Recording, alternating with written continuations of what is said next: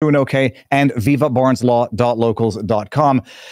This is my first time in the local studio since I've been back from Commie Canada for the summer, and we've got one hell of a fantastic guest. I think our worlds overlap, but only as of recently, because I don't remember the first video that I saw of you.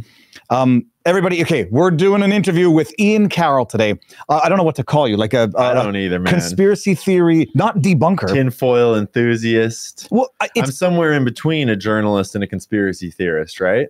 I think you are just not even a journalist, a normal researcher, which is what journalists used to be called. Because I was thinking about this earlier. For anybody who doesn't know, Ian Carroll, what is your Twitter handle? Ian Carroll Show. Ian Carroll Show, 2 R's, 2 L's. Yep. 1 I, 1 A, 1 N, 1 C. Ian Carroll Show.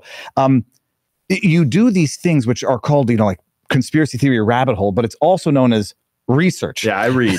And I was thinking, we're going to get into so much today. I joked outside, like, what a quiet day for news. Yeah. Jay-Z implicated in the P. Diddy. Yeah. What else? Daniel Penny just got acquitted.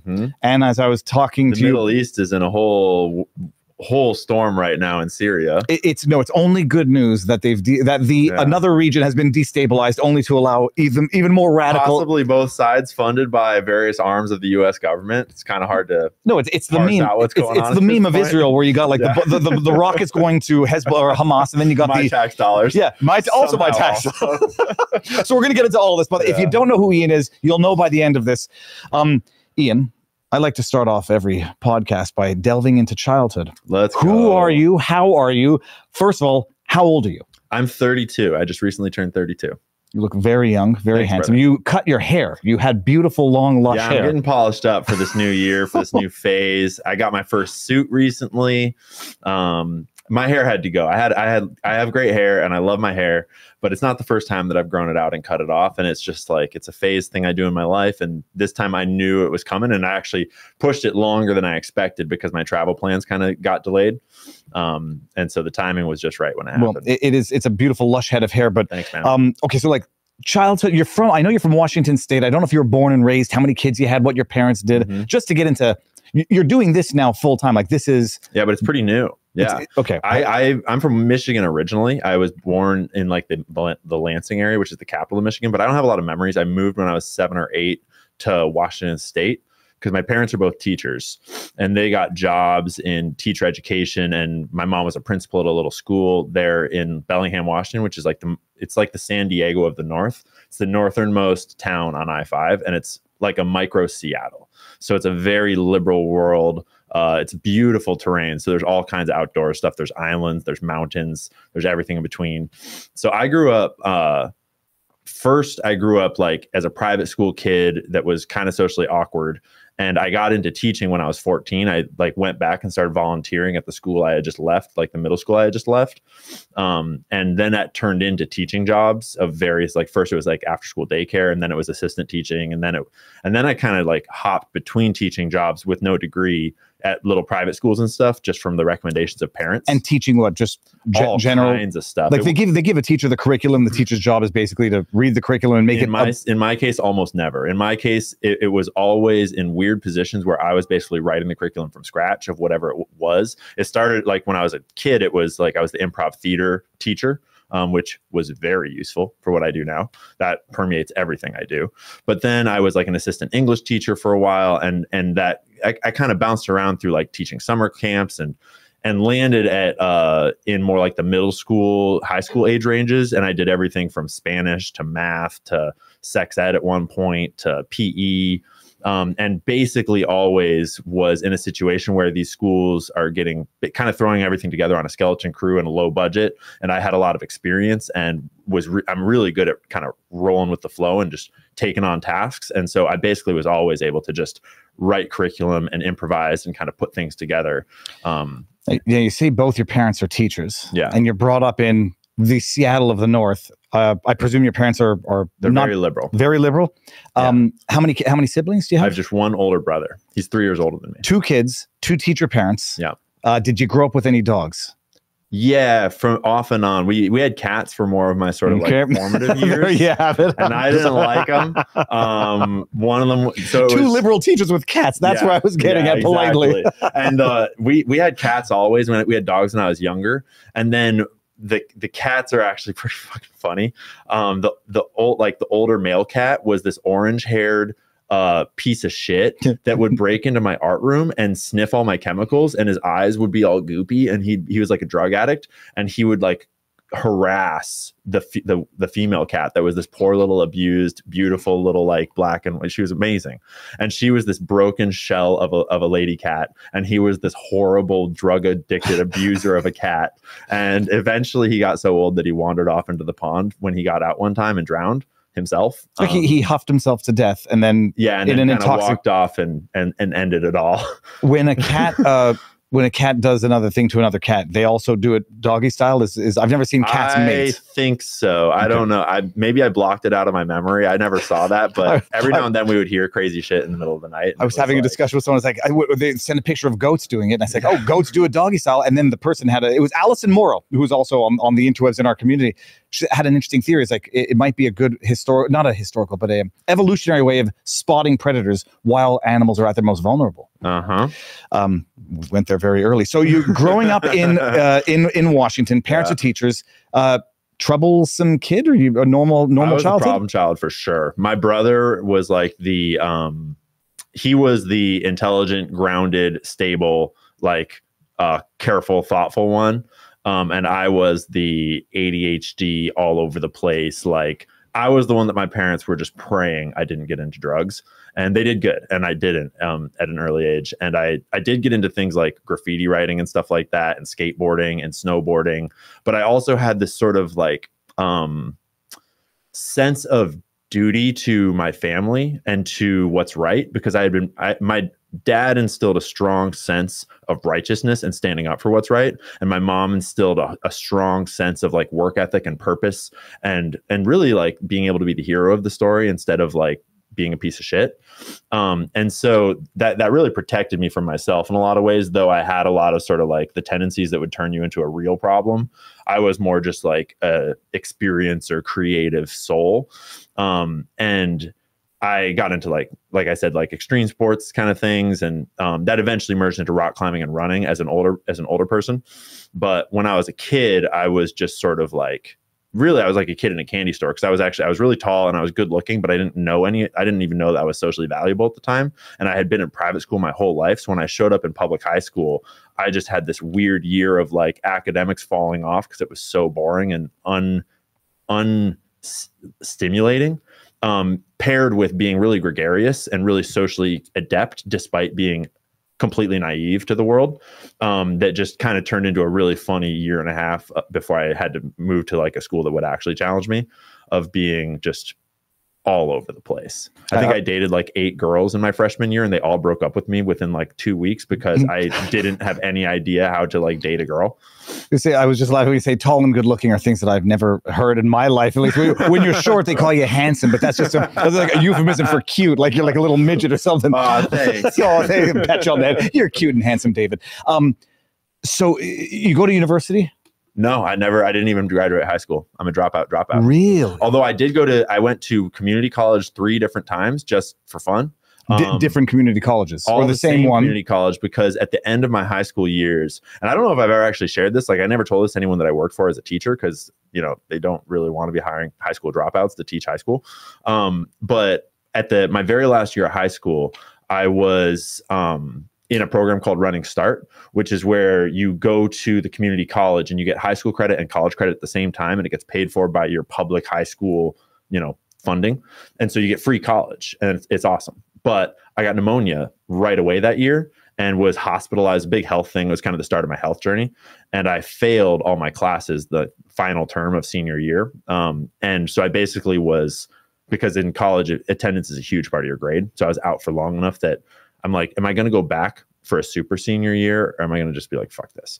And so you said, fuck it. Yeah. And then no high school, not that it matters, but no high school diploma. So I'm telling my teacher parents, like, hey, I'm going to drop out of high school. But what I did is they had saved a very small amount over the years for our college education, which would have never gotten us through college. It might have gotten us started on the first year, but I went and I was very convincing because I understood what my parents really cared about and I understood what matters in the world. And I understood how to sort of like pitch what I wanted in alignment with like what they wanted. And it's a very useful skill to this day. And what I pitched was I want to travel internationally. And I'd been to Guatemala briefly in high school and I settled on a volunteer teaching program where I traveled to Guatemala and lived there for 6 months and taught like Mayan children in a little village there. So I was teaching 4th grade and I basically did an international like study abroad program, like it's designed to be a gap year program. And I used some of my college, like most of my college funds to do that half year. And that kind of that opened the doors to traveling. And I got a job afterwards working at a like hotel there. And that sort of like set the stage for my early 20s of basically traveling and coming back to make enough money to go traveling again. I have never had it, but I've had it explained to me that once you get bit by the travel bug, like you come back to civilian life and it's not something that you can get adjusted to. Yeah. I mean, I'm a kind of person where I adjust very well to all kinds of settings, which is a blessing and a curse, depending how you learn to handle it. But it's certainly when you come back, at the time, at that age, when I was like in my like 20 to 24, it felt like this world here in America feels so fake and conformed and contained and sterilized. Whereas like walking the streets of Guatemala and like being in the hills, the mountains, like among people that have experienced poverty way beyond what most people in my life to that point. Like certainly there's lots of people in America that experience that kind of poverty, but I had been in a really sheltered like world, and most of Bellingham most towns like that are. And it just felt like supermarkets and, chain restaurants and just the typical American strip mall. It's like, what are we even doing up here? And the like grittiness, the like constant day-to-day novelty of traveling, it was really addictive at that age. So you travel for the better part of your 20s? Off and on, probably from like 19 to 26. I spent maybe 3 to 6 months out of the year on average down in Guatemala, like Mexico areas. I mostly just went back to Guatemala because the place I got this bartending and like hotel gig at a avocado treehouse hotel. So it's an avocado farm with a treehouse resort that was like all these treehouses were hand built by this Canadian dude and his Californian wife. And it overlooks this valley of Antigua, which is like the Hollywood of Guatemala, of the whole Central American kind of tourist trail. There's a volcano that erupts in the distance every night. And that's almost amazing. It's like close enough to the town to go party, but it's up in the mountains where we've got yoga classes and we get to stay in the tree houses when they're not occupied. And the boss is amazing. We eat avocados every day. Is like, how am I not going to keep coming back here? And I really like traveling in the way where a lot of people travel where they like book the tour and they go one day there, one day there, one day there, one day there. They see all the tourist sites and they get the guide and that feels really sterilized to me. And it's always really appealed to me to go live somewhere and spend time there and get to know locals and get to like know the culture and get to know your way around and just kind of dig in. And so I repeatedly went back to that same area and I would travel out from there relatively frequently. But I basically just got like a college education in Guatemala, more or less.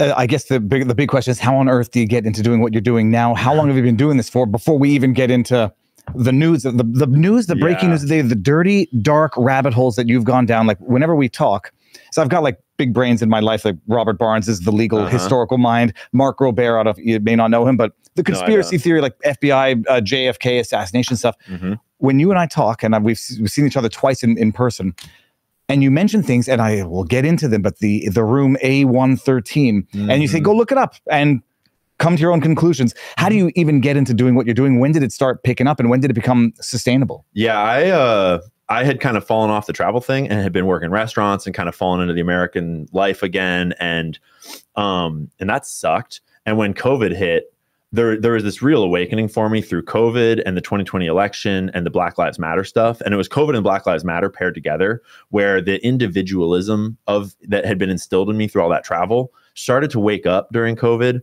And then the Black Lives Matter thing, and I'm surrounded by liberals, and it's like, whoa. You're in Washington during like BLM. just north of Seattle. Okay. And my roommates are all driving down to go protest in these like multi-thousand person riots in Seattle during COVID, when everyone's being told any event is a super. This was this was a little bit later than my turning point or revelation during COVID, but no judgment. Anybody who read that article is protesting dangerous. Well, that depends who's protesting what.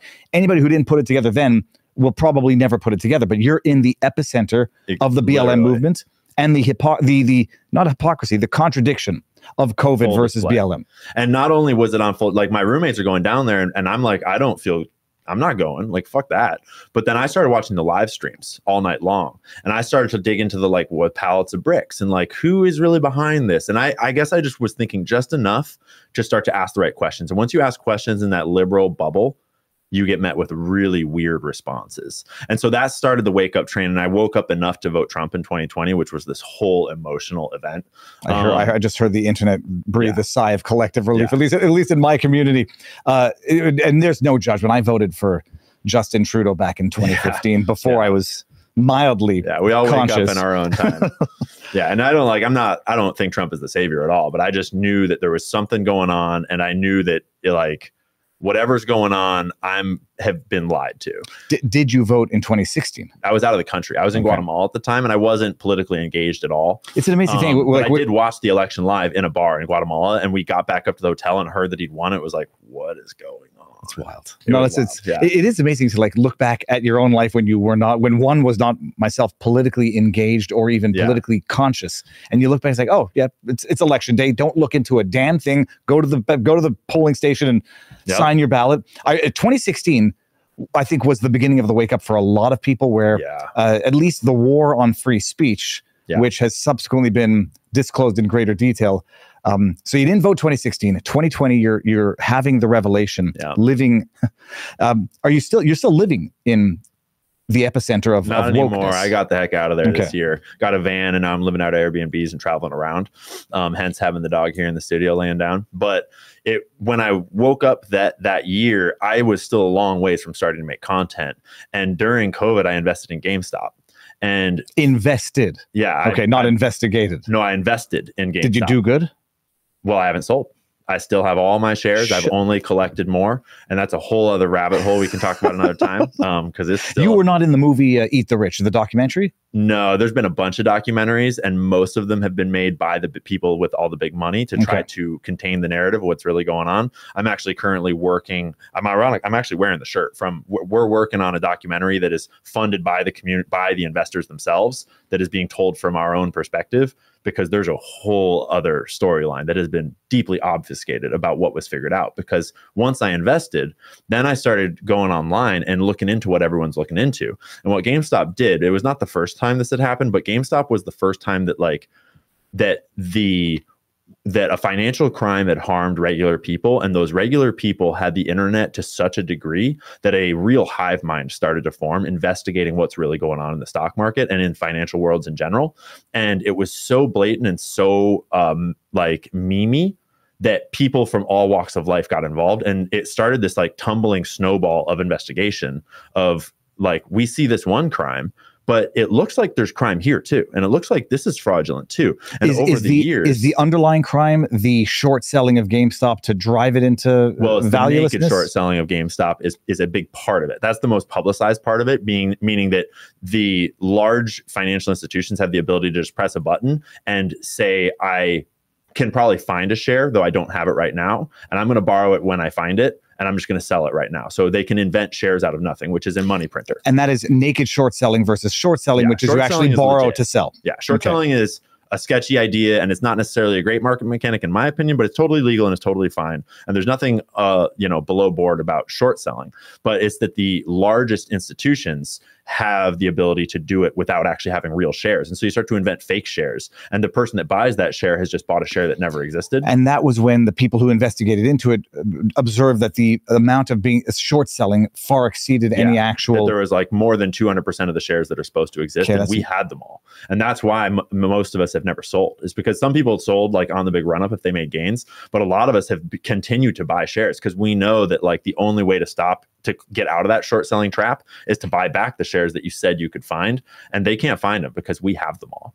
And so along the journey, we've uncovered all kinds of other crimes, and the most like just of the obvious level, where the dude that's in charge of the gigantic market maker called Citadel that is responsible for the exchange that GameStop is on. They're the ones that are responsible for exchanging all the GameStop shares on the stock market. He also runs a hedge fund under the same name called Citadel Hedge Fund, Citadel Securities. But they're different companies, and they would never communicate under any circumstances. They would never collude. And the hedge fund Citadel is allowed to short sell, not naked. They would never naked short sell. They're allowed to short sell GameStop all they want, while their other business that they would never communicate with is the business responsible for making sure that GameStop trades are legit. And he just so happened to be involved with the person that turned off the buy button. So we like, whoa. And that's just the beginning. So we started to uncover all this crazy crime. And that was me starting to be like, I've woken up to that we've been lied to. And now I've woken up, we all know that money is the root of all the power in our world. And over the year, like 2 or 3 years almost of kind of watching these people online, because I wasn't really doing the research myself. I was watching these other smarter people that understood the markets better, sort of put things together and put out research and kind of and meme and just pass the time. And eventually I just kind of got to the point where I was like, we've uncovered all this shit and I've never seen a single TikTok video about it. Like I've never seen a single short form piece of content about this. We're like contained in this little Reddit bubble. Why aren't we spreading this far and wide? And eventually I was like, fuck it, I'll do it. And I was initially planning on starting my whole platform talking about GameStop and talking about financial crime and all that stuff. But I sat down to make that first video and kind of was like, and I had an article open that someone else had done the research on, and I was going to try to translate it. And I kind of was like thinking about how to go about this and realized that I don't know what the fuck I'm talking about. Like I didn't do this research and I don't understand all these various parts of this complex analysis. And I'm just like a smooth brained idiot. I should probably pump the brakes and start with just learning the basics here, because I'm not actually the one doing all the research. I'm just reading it. And so I scrapped that whole idea and started with just who owns how does this all work? And I started with really basic questions, which is why my content really quickly appealed to huge amounts of people, because I just started digging into the questions that we all have of who owns all the companies that we use every day? How do stock trades work? How does money work? And that quickly led to things like the CIA and Jeffrey Epstein and all, the rest was history. It is amazing because I can remember the time where there's some questions that are so basic, but you don't even know that they should be asked. Okay, you talk Bingo. about a judge. Who appointed the judge? And until you even know that that's the first question to ask, you don't even ask it. Is he allowed to get money or not? Yeah. Who supported him if he wasn't appointed? Who donated to his campaign?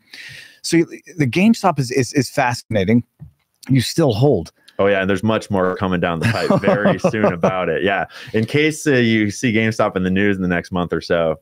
What is about it? What is it currently trading at? Around $20. They did a split, so it's $80 kind of a 4-to-1, or they did a 4-to-1 split. So now they've been hovering around $20 for a long time. Damn, but I'm not really looking at the price. I'm not really concerned about the price, because there's a way bigger thing going on behind the scenes where all I'll say is that I don't believe, and I've been a journalist digging into finding sources, getting deep close. This is not just me totally speculating, but I don't believe that Ryan Cohen sold Chewy and got that huge payday and then decided he wanted to be in charge of a video game company. He has way bigger aspirations, and he's on a way bigger plan than that. The GameStop still has. It's not going bankrupt. It still has some basic underlying fundamentals. Yeah, I mean, one of the things we learned is that the playbook of these big market funds, these big money managers, hedge funds, and the bigger boys, is they found out that they can make a ton of money by infiltrating a company's board and then gutting it for parts and sort of extracting all the monetary value inside of a company and then leaving. And they did it to Toys R Us famously. Bain Capital is one of the first examples where Mitt Romney was involved in Bain Capital at the time. And they get people on the board, and then you do things like you sell off all the property that the company owns, and then you lease it back to them, but you just happen to sell it to your buddy.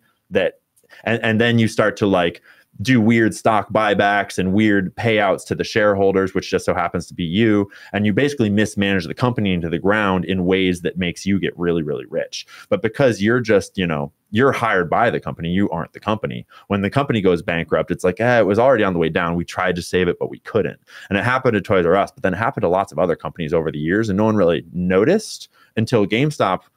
And we noticed that, like, actually, a lot of these people have done this multiple times. And the board of directors at GameStop, for all these years when it was getting shorted into the ground, they were mismanaging it, like, really grossly. To the detriment of GameStop, but to the potential benefit of other interrelated companies in which they have companies. And not to mention to the huge benefit of Amazon.com, which is repeatedly gobbling up the market share of all of these other people. And Jeff Bezos was not a librarian before he started Amazon.com. He was in hedge funds. So he knows all these people, which is a side note. But I'm taking mental note of all of the side notes. So let me just see what I look like with my knee bent here. And I can't do it. I'm putting it down. When Ryan Cohen got into GameStop, he knew that was going on, and he got rid of all those board members. Like, he wrote a letter expressing to them that, like, you guys are ruining this and it's your fault. And, like, I'm a major shareholder. And he kind of forced his way in, got rid of them all, and he's, over the last several years, while he's been doing stuff in the background on a different track, he's also been making GameStop financially solvent. And now they have billions of dollars of cash in the bank. They're profitable again. They're doing fine. They're not going anywhere. So there's really, like, no thesis under which I'm concerned about GameStop anymore, which is why I'm super chill with my shares and not concerned. But I also know a little bit about what the bigger play is, because the shorts never closed and there's other stuff going on. It's a whole. The shorts never closed. Yeah, the shorts never closed. Did they not need to close within the certain short time frame? Well, no. So short selling, it's kind of like taking out a loan, in the sense that you can usually keep your short position open as long as you want. There's no reason you have to close it. You pay interest on it over time. And so it costs money to keep your short position open for a long period of time. Who had the biggest short in the GameStop? It's not exactly clear who had the biggest short, because you don't have to report a lot of this, and that you can do all kinds of crazy shit we discovered. And it's not like no one knew this, it's just that no one would talk about it. But there is a whole array of trade types called swaps. And swaps is basically just a financial word. And I'm not getting super technical, I'm just kind of giving the broad strokes here. But a swap is basically any type of contract where you and I agree on the terms of a deal, financially speaking, and we both sign it and say that's good. And they're basically unregulated, and they can be like, I have, 1 million shares of GameStop on my books, and you have 1 million shares of IBM, and I want to have IBM on my books, and I don't want the GameStop on my books. Just because, whatever reason, I don't want people to know or whatever, we sign a swap contract and we exchange that part of our books for whatever the term of that swap is. There's lots of kinds of swaps, and they can be used to hide positions. They can be used to hide short positions. And at first, this was like a tinfoil conspiracy theory. And then this dude named Bill Hwang blew up his fund called Archegos Capital Management. It's one of these really big hedge funds, multi-billion-dollar fund, because he was using all these crazy swap contracts with multiple different counterparties that didn't know he was swapping with the other counterparties to basically just manipulate securities left and right. And one of his big swaps was shorts on GameStop. And when he blew up, it was because GameStop's price was going crazy. And that blew up all of his other trades. And he's the reason why Credit Suisse, which is one of the largest financial institutions in the world, went bankrupt, because they were the counterparty for a ton of these swaps without knowing how toxic it all was. Maybe, allegedly, or maybe they did know. I don't know. And then when he blew up, they're left with this giant bag and a dude that can't pay the other end of the deal. And they have all these toxic swaps, many of which are shorts on GameStop, which are still fucked.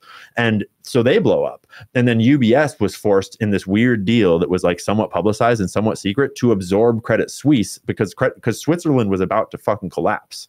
Like, literally, Switzerland almost collapsed because Bill Hwang was using these crazy swaps on GameStop shorts as well as other companies.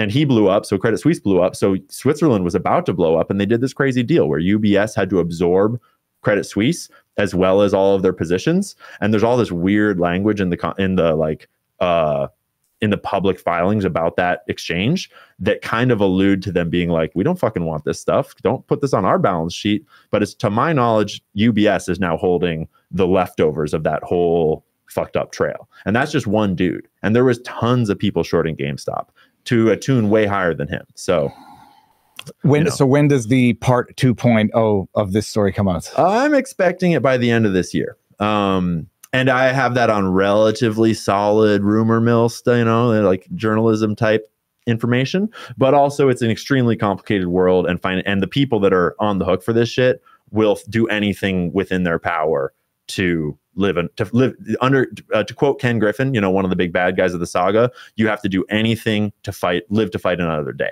And that's how he described how he survived the 2008 financial crisis. And I'm sure that that is how he is surviving the 2021. Now, when you said Ken Griffin, I was thinking Peter Griffin. Who's Ken Griffin? No, Ken Griffin is he's the leader of Citadel. Okay. He was like the scapegoat for the whole GameStop thing. And he is a horrible dude. He's a horrible dude. Piece of shit. Fuck you, Ken. But there's lots of other people that are also involved that are also complicit. Ken is just the scapegoat because he was immediately identified and he was directly tied to the dude, Vlad Tenev, that turned off the buy button at Robinhood. It came out, Ken lied under oath when he said they had no communication, because it later came out that there was direct communication between Citadel employees and Robinhood, basically saying, we're going to do this because they were fucked if they didn't. So. Okay, that's wild. We covered the Robinhood lawsuit at the time, but that's not fresh in my memory. So you're doing this. You do a couple of videos of this on TikTok. You choose TikTok as your platform. I chose it intentionally because at the time I'd been dating an Instagram influencer girl she was in like the outdoor like adventure camping space, and I was trying to get into social media, and I thought like what's unique about me is ultra running, because I was an ultra running marathon running guy. Okay, what's the longest you've ever run? 101 miles. Shut up. How long did it take you? That one took me 36 hours or something like that. 34. Where was I won't go too far down this, but where was it? COVID, it was all around my town, so everything was shut down. And races were shut down. And I was like, fuck it, I'll just do it on my own. And I knew a bunch of friends, and I just kind of called some friends up and was like, hey, can you like help me run through the night? And can you and I basically wound up running most of it solo. And I had one of my really good buddies, Abram, ran part of the night section with me, but I just made 3 really big loops through various like trail zones around my town. It was pretty rough. It was rough around the edges, but I got it done. And then subsequent ones have been much more enjoyable and much more. I did a 50 mile at Bear Mountain. Yeah, in Bear Mountain, New York, in 12 hours and 14 minutes. That's good, dude. Yeah, I was with my best friend, did it in 8 hours and some. And I used to do these Spartan Ultra Beasts, which were like 50K, and those are awesome distances. Yeah, but then, that's a cooler distance than 100 mile, in my opinion. 100 mile. We did a marathon in Chamonix in the French mountains, and it's a hard place for a marathon. I rolled my ankle and tore a ligament, but I finished it, and it was beautiful. But that's when I realized, like, long distance running, if it's in the mountains and if it's on trail, you can do it forever. And it's a whole different so I kind of progressed from skateboarding and snowboarding, which is very skill based and very like body based, to rock climbing, which is also skill based, but a little less like you have to be a prodigy and a little more hard work. But also rock climbing has this, like, I love rock climbing. I got hurt doing it, and that's kind of what got me into natural lead or mostly bolted? I was really into trad climbing, which is natural lead, where you take your own gear up with you and you place it as you go, so you can kind of turn any mountain into a route. Not literally, but I love that sense of adventure. But I got hurt at one point when I was traveling, and I was already getting into running and had running aspirations, so I just flipped to running because I couldn't keep climbing for the time. But running, what I love about it is that there's really no like secret genetic recipe to it. Like, there are people that are genetically predisposed to be like better at it. But realistically, when you're talking about ultra running, I'm not talking about being good at it. I'm not talking about being fast. I'm not fast. I'm huge. I'm not but everyone that's going to run 50 miles or 100 miles is going to take 1 trillion steps, and 80% of those are going to hurt like hell. And so it really has nothing to do with you being like talented. It has to do with your mental capacity for pushing and enduring and suffering and making it fun. And that is such a cool adventure, and it's so beautiful. And once you learn how to transform what is physical suffering into emotional and spiritual joy, it's like the world is your oyster, and those lessons permeate everything you do from then on, right? And you know what I'm talking about. I tend to, absolutely, because when you do some of these longer races, I think everybody has a moment of like absolute, it's irrational dread. You're like, oh, what the hell am I doing? I'm going to die, like literally.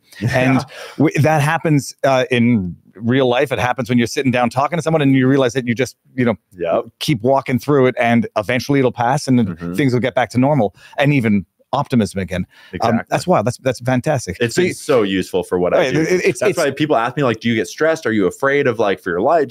It's like, nah, dude, like, I'm fine. Like, what are you going to do? Like, I've hurt myself so much more than anyone else could ever hurt me. Like, my life is easy right now. Like, nobody asked me that, but what I say, like, yeah, I get stressed, anxiety, general anxiety, but it'll pass, and then one day you'll wake up and it'll feel good. One more step, take. So you want to do that, and then you end up finding your niche in this. Yeah. Pick but the other thing is this: it's not like pick a question and answer the question. It's, as you've discovered, every question and every answer to that question leads to 50 more questions. Exactly. And then you end up sounding like the crazy person when you say, it all goes back to CIA, it all goes back to Mossad, it goes back to Epstein. And in a great many ways, in the material sense, it really does. Like some of these things are heavily intertwined. After GameStop, and I'm going to save one question for maybe the end of this as to what is the darkest rabbit hole you've ever gone down. I gotcha. You do GameStop, which is fantastically interesting. Well, I didn't actually start there. I meant to start there, but I purposely put it off for a super long time. And instead I started Basic, and I got back to GameStop much later, like once I had 1 million followers, which was great because I didn't get pigeonholed. But I started on TikTok intentionally because I knew that was where you could grow the fastest at the time. And I had never been on TikTok before. I'd never made a TikTok before. I'd never watched TikTok before, but I knew that feature of it because I'd been studying the game a little bit, which is why I mentioned this girlfriend that I'd had enough time, like kind of working on my thing with, and also being adjacent to her. And she had a much bigger platform at the time to study the game a little bit. So when I launched my own thing, I was like, a little bit aware of how to do that, and it worked immediately. And then once I blew up on TikTok, I started growing on Instagram. Once I started to talk about the more censored topics on TikTok, I had a friend and mentor that suggested that I go to Twitter. And thank goodness that happened then, because that saved me. Yeah, so what year is this, and what were those? This is last year. I started May of last year. The sensitive issues on TikTok are what? Anything pro-Israeli? The first things that I noticed, because this was before October 7th, it was CIA and Jeffrey Epstein. If you talked about them, suppressed very quickly, videos would get taken down. Okay. Yeah. And sometimes you get a strike, even when it's like very basic news, not conspiracy theories, like reading. And this is on TikTok. We'll call it a Chinese communist. Speech, No, I still did think a whole study of the Chinese thing where, because it's Israel stuff that is what got the whole censorship thing going, and it's obviously you can't talk about Israel, and the ADL is the one behind, but. When that whole thing happened and they were doing the TikTok ban bill, I purposely made videos about China and about Tiananmen Square and about the Uyghur Muslims and about all these horrible things that China has done, like all the things that you would say are censored from China. And they got great views. They did amazing. They're still up to this day. Yeah, I mean, zero censorship. In a way, it makes sense because it's to the CCP that generates and garners fear in the regime. So propagate it out west, and then everyone's scared of China and the regime. The thing about TikTok is early on in my time there, this is way back the first time they tried to ban it, they came up with a solution called Project Texas. And this is all very public information. Anyone can look this up. Project Texas was America's way of saying, if you do this, then we'll be okay. Because Project Texas is TikTok agreed to send all their data centers to Texas to be overseen by Oracle, which is an American corporation. And that way there would be firewalls between and no Chinese influence could come in. And so ever since Project Texas, all of TikTok's data centers have been in Texas, overseen by Oracle, which is literally the CIA, founded by Larry Ellison after he shut down his CIA program called Oracle program. And then he left the CIA and opened Oracle Corporation, which was funded by the CIA as a military industrial contractor for information technology. And so they control TikTok. And it's no surprise that when you talk about CIA stuff or like the American machine, our empire's propaganda agenda, like transgenderism or, any of the political stuff, or Israel, you start to get censored really quick. So X saved the day. Locals saved the day too, because before I even got onto X, I opened a locals community and started to just get subscribers and produce locals content. And that subscriber base, like it floated me in those months when it was very touch and go, because TikTok pays really well until they ban you. We're gonna get into the Israel stuff on TikTok, because whether or not people think it was causally related, it was definitely temporally correlated. TikTok, there is a difference between the TikTok China and the TikTok in America. Totally different, yeah. I want to get back to the CIA owning or at least influencing TikTok. Yeah. What's that mechanism through which that happens? Oracle Corporation. Oracle Corporation is owned by Larry Ellison, who owns the entire island next to Lahaina, which is a whole side note. The entire island next to Lahaina, which some people are saying is going to be federally, salvaged in terms of Larry wasteland. Ellison's like one of the top 10 richest humans in the world. Larry Ellison. Yeah, Larry Ellison. And he is an old school like tech billionaire. He was a CIA, he officially worked for the CIA and had this program called Project Oracle. And then he shut that down. The next year he founded Oracle Corporation. You can look up a great BuzzFeed article about this if you just type in a couple of the keywords I'm mentioning. And Oracle Corporation is a public corporation not affiliated with the CIA, other than that it is a military industrial defense contractor in the information space. Contractor. Who are the initial investors into the private Oracle? The original Oracle was a literal CIA program. Okay, then when it goes, then he closed that down, left the CIA, and then he started a public corporation, like a Apple or a Microsoft or Amazon, but named it Oracle. And it was funded as a defense contractor for the military industrial complex's intelligence arms. And it was funded by the CIA and the Department of Defense and the Pentagon because it was running, IT for all of them, for all their cloud computing, all their databasing. And so when 9/11 happened, Larry Ellison had a whole bunch of hot takes about how this just made it really easy to collect people's data. And we should be doing more surveillance, mass surveillance. We should be databasing everybody. He was like, he has a ton of really fucked up, dark, sort of like Orwellian quotes around the 9/11 era. And his stance is obviously still the same. And so Oracle's in charge of Project Texas, and they're in charge of the databases for TikTok, but they're also in charge of overseeing all the algorithms of TikTok. And I didn't know that before. Yeah, because and you're telling me this now, and I was always under the impression that it's the CCP that is fixing the algorithms for North American-based TikTok. No, that's bullshit. In my opinion, that's bullshit. And that's like the courts allowed TikTok to continue to exist after Project Texas because of Project Texas, because it was a solution that the courts had devised, well, the CIA had devised. Because what happened is that when you think back through our media landscape, there was an era of like the Wild West on YouTube when these new platforms were allowing information to flow, and the sort of the establishment, the empire had not yet realized how powerful free information on the internet was. And then YouTube started to get clamped down on because it's Google, right? And Google is one of, when did Google buy YouTube? I don't remember. It was before I was paying attention, but it was, like in the mid 2000, like 2006 to 10-ish, right? Maybe a little after, but I think it was around that era. And so in that era, it's like, that's when they started to clamp down on, they got Meta under control. Well, they got Facebook under control. They got Instagram under control. They got YouTube under control. And for a little while there, they had all the information spaces, including old Twitter, under control, right? And we didn't really realize that. That's like where you get the 2016 election sort of like that era.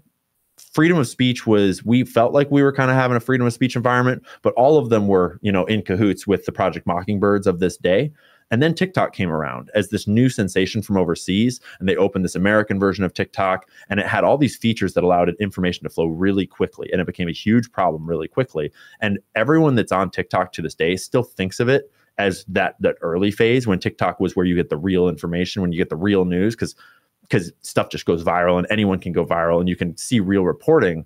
But that's not actually how it is anymore, because ever since Project Texas, like literally since that hearing, everything starts to get taken down and people are getting banned and people are getting censored and videos are getting taken down because they are now because the military industrial complex is extremely concerned with controlling information, and they had it all under control. And then TikTok came in and disrupted that space, and they needed a way to get it. And Project Texas was how they took it.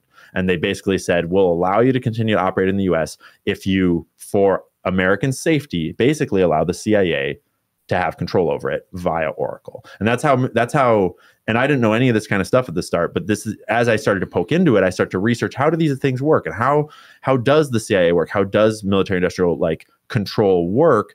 And it works through public corporations. That's why the CIA was founded. And that's how the CIA was founded, is they used a corporate lawyer, the Dulles brothers, Alan Dulles, to use all of his contacts to found an intelligence agency, because the point of an intelligence agency is to conduct secret operations. And the way you conduct secret operations is you don't have the government do it. Because if the government is doing it, obviously it's the trail leads right back. And the Constitution applies. Yeah, exactly. Whereas if you have a private corporation do it, who's your buddy, and then you can you have a compartmentalized secret program in the CIA that is secretly working with this corporation or with this organized crime group, as they've done many times in the past.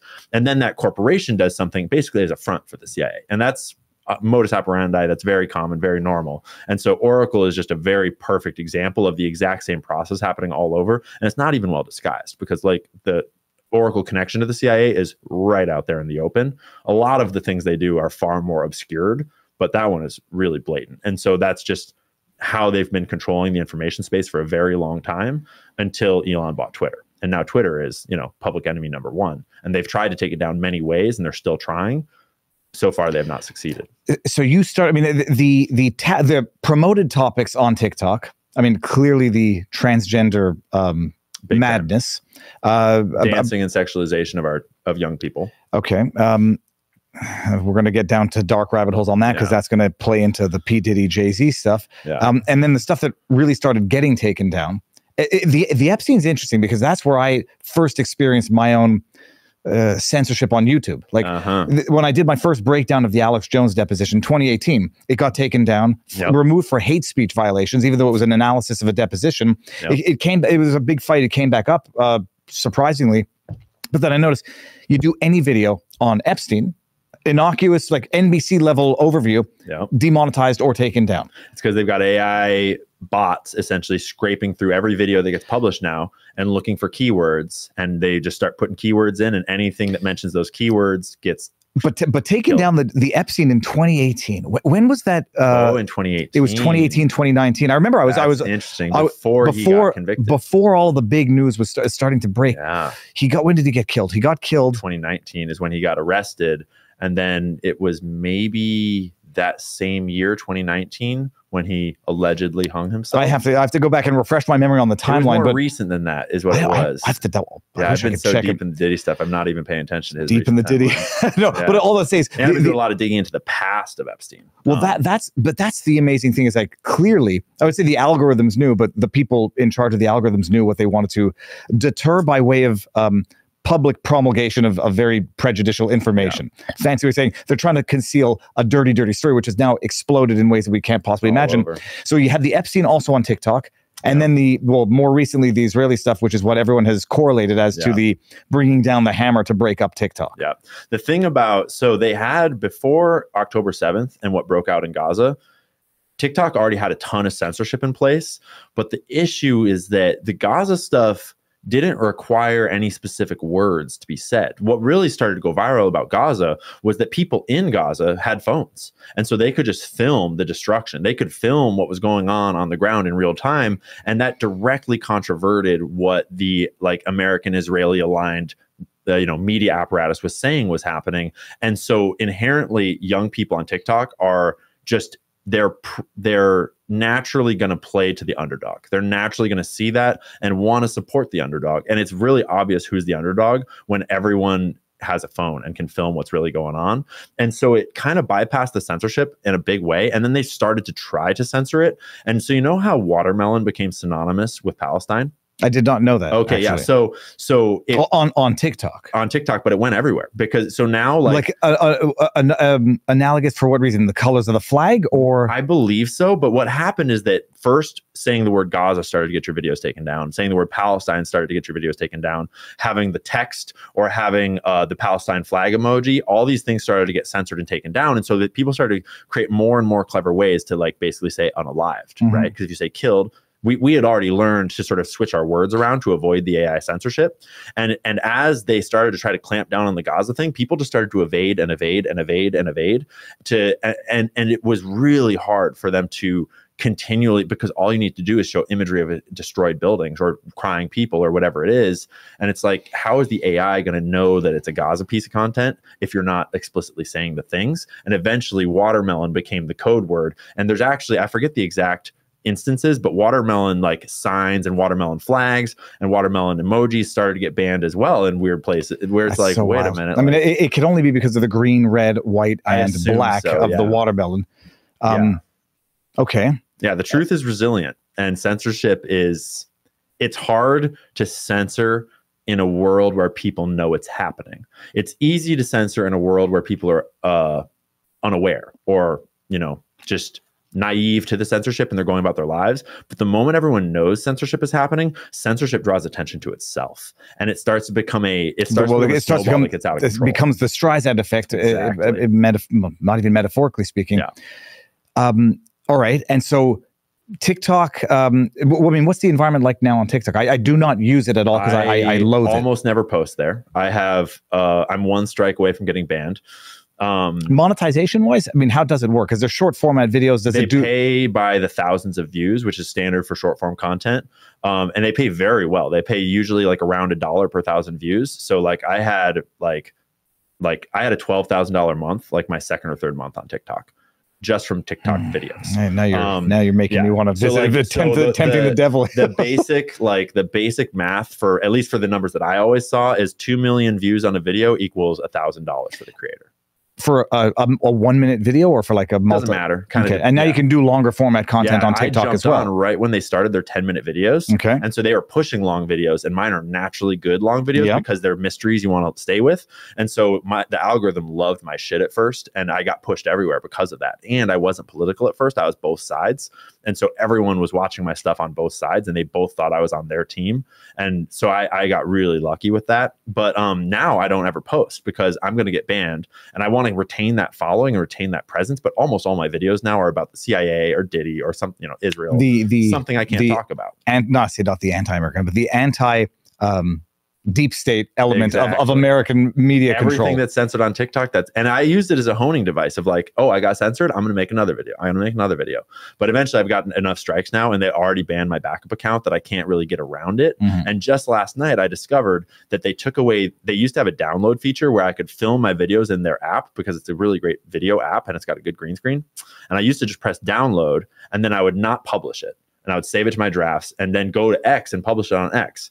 And now they just updated the app so that they have, when you press the download, it says download with TikTok watermark or post and download. Meaning now they're going to force me to post it to TikTok if I want it downloaded without the watermark. But if I do post it to TikTok, my account's going to get banned. And so I made a video about Jay-Z last night, and I had to screen record the whole video because I can't download it anymore without putting the watermark on, because fuck them. Wow. And ironically, while I'm screen recording it, my mom texts me about the dinner she's making. Oh, dude, I saw that. It was quail adorable. Stuffed with... Yeah, she's a fucking amazing chef. And when I was watching the video, we're going to get... Everyone commented on that, right? Because it's one of those organic... So then I posted a photo of the whole text that she sent with the photo, because it was an amazing meal. This is her subtle way of trying to convince me to go back to Washington to hang out, because they cook... That's what they love to do. Her and my dad are like... There are a lot of things, but like home cooks is like their favorite, and we grew up on great food. So this is her like subtle way. It's what she loves to do to like keep her creative juices flowing and just have a fun job every day.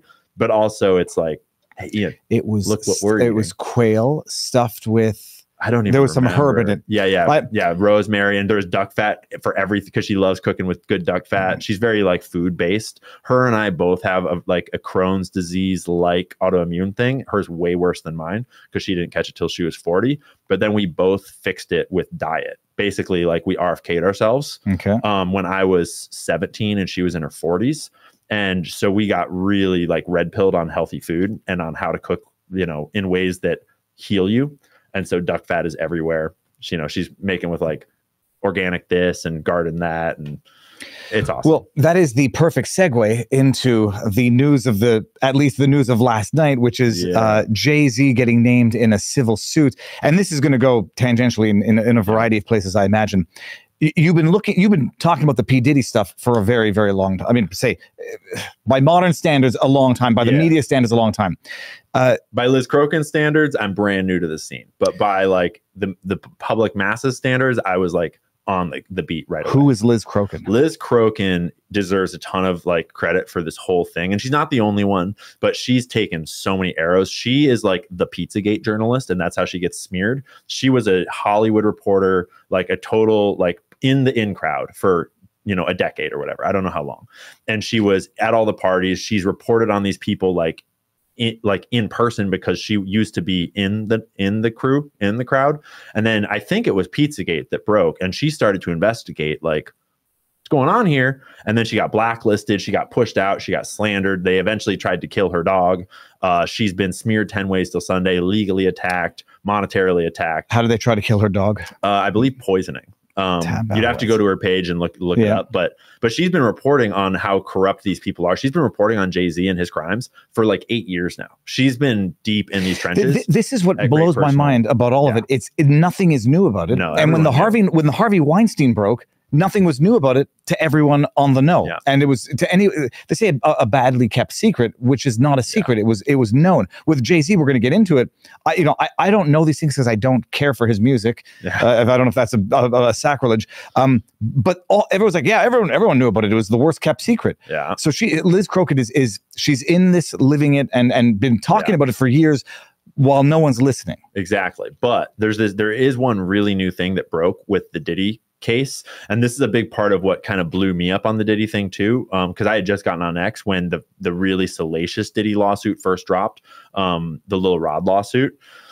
That was the first time that we had what looked like clear evidence of a blackmail ring. And I'll stop you. Of the, I got to stop you, not to be rude, just so that because you're presuming knowledge that I think many people might not have.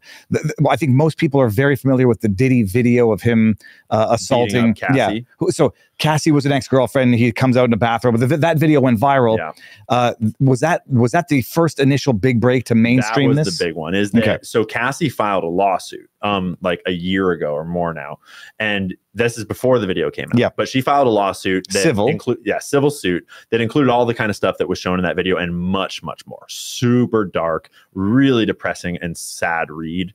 And very brave of her to file and to actually go public with, because we know that, like, allegedly Diddy has killed people before. And he did not settle immediately. It sat out there for like 3 days or something like that before he settled it and kind of quashed it with some silence there. But it was out long enough. And then the settling kind of like told everyone, hey, if you're a Diddy victim, you can get money from him, because now we're settling suits. And so then this wave of lawsuits from former victims came in. And eventually, like 8 months later, one of those was a producer named Lil Rod. And Lil Rod had worked with him for a specific period of time. And this is what broke like beginning of this year, I believe. And Lil Rod's lawsuit was the one that named like the executives at Universal Music Group, the Universal Music Group itself. They named Diddy and his co-associates, and it talked about the cameras that his houses are wired up with. It talked about trafficking people. It had all this evidence within it, and it's not litigated yet. It became the part of the basis of what's going on now is the RICO case that he's criminally charged with, though a lot of that is from the Cassie suit. But in that suit, Lil Rod said that he had evidence and alleged that Diddy is basically running a sexual blackmail operation very similar to Jeffrey Epstein. And that was not something that was exactly rumored in the public. Like, people had kind of whispered about it, but it was not like that. And then I accidentally, like, one of my followers put me on the trail of Diddy's head of security was Michael Jackson's head of security when Michael Jackson died. And that connection opened up all these other questions of like, are we looking at mob level, like, control of the music industry? And now when you look at Jay-Z's lawyer, there's this whole other funny rabbit hole with it. So we started to see that maybe this is not just perverted sickos being rich and mean.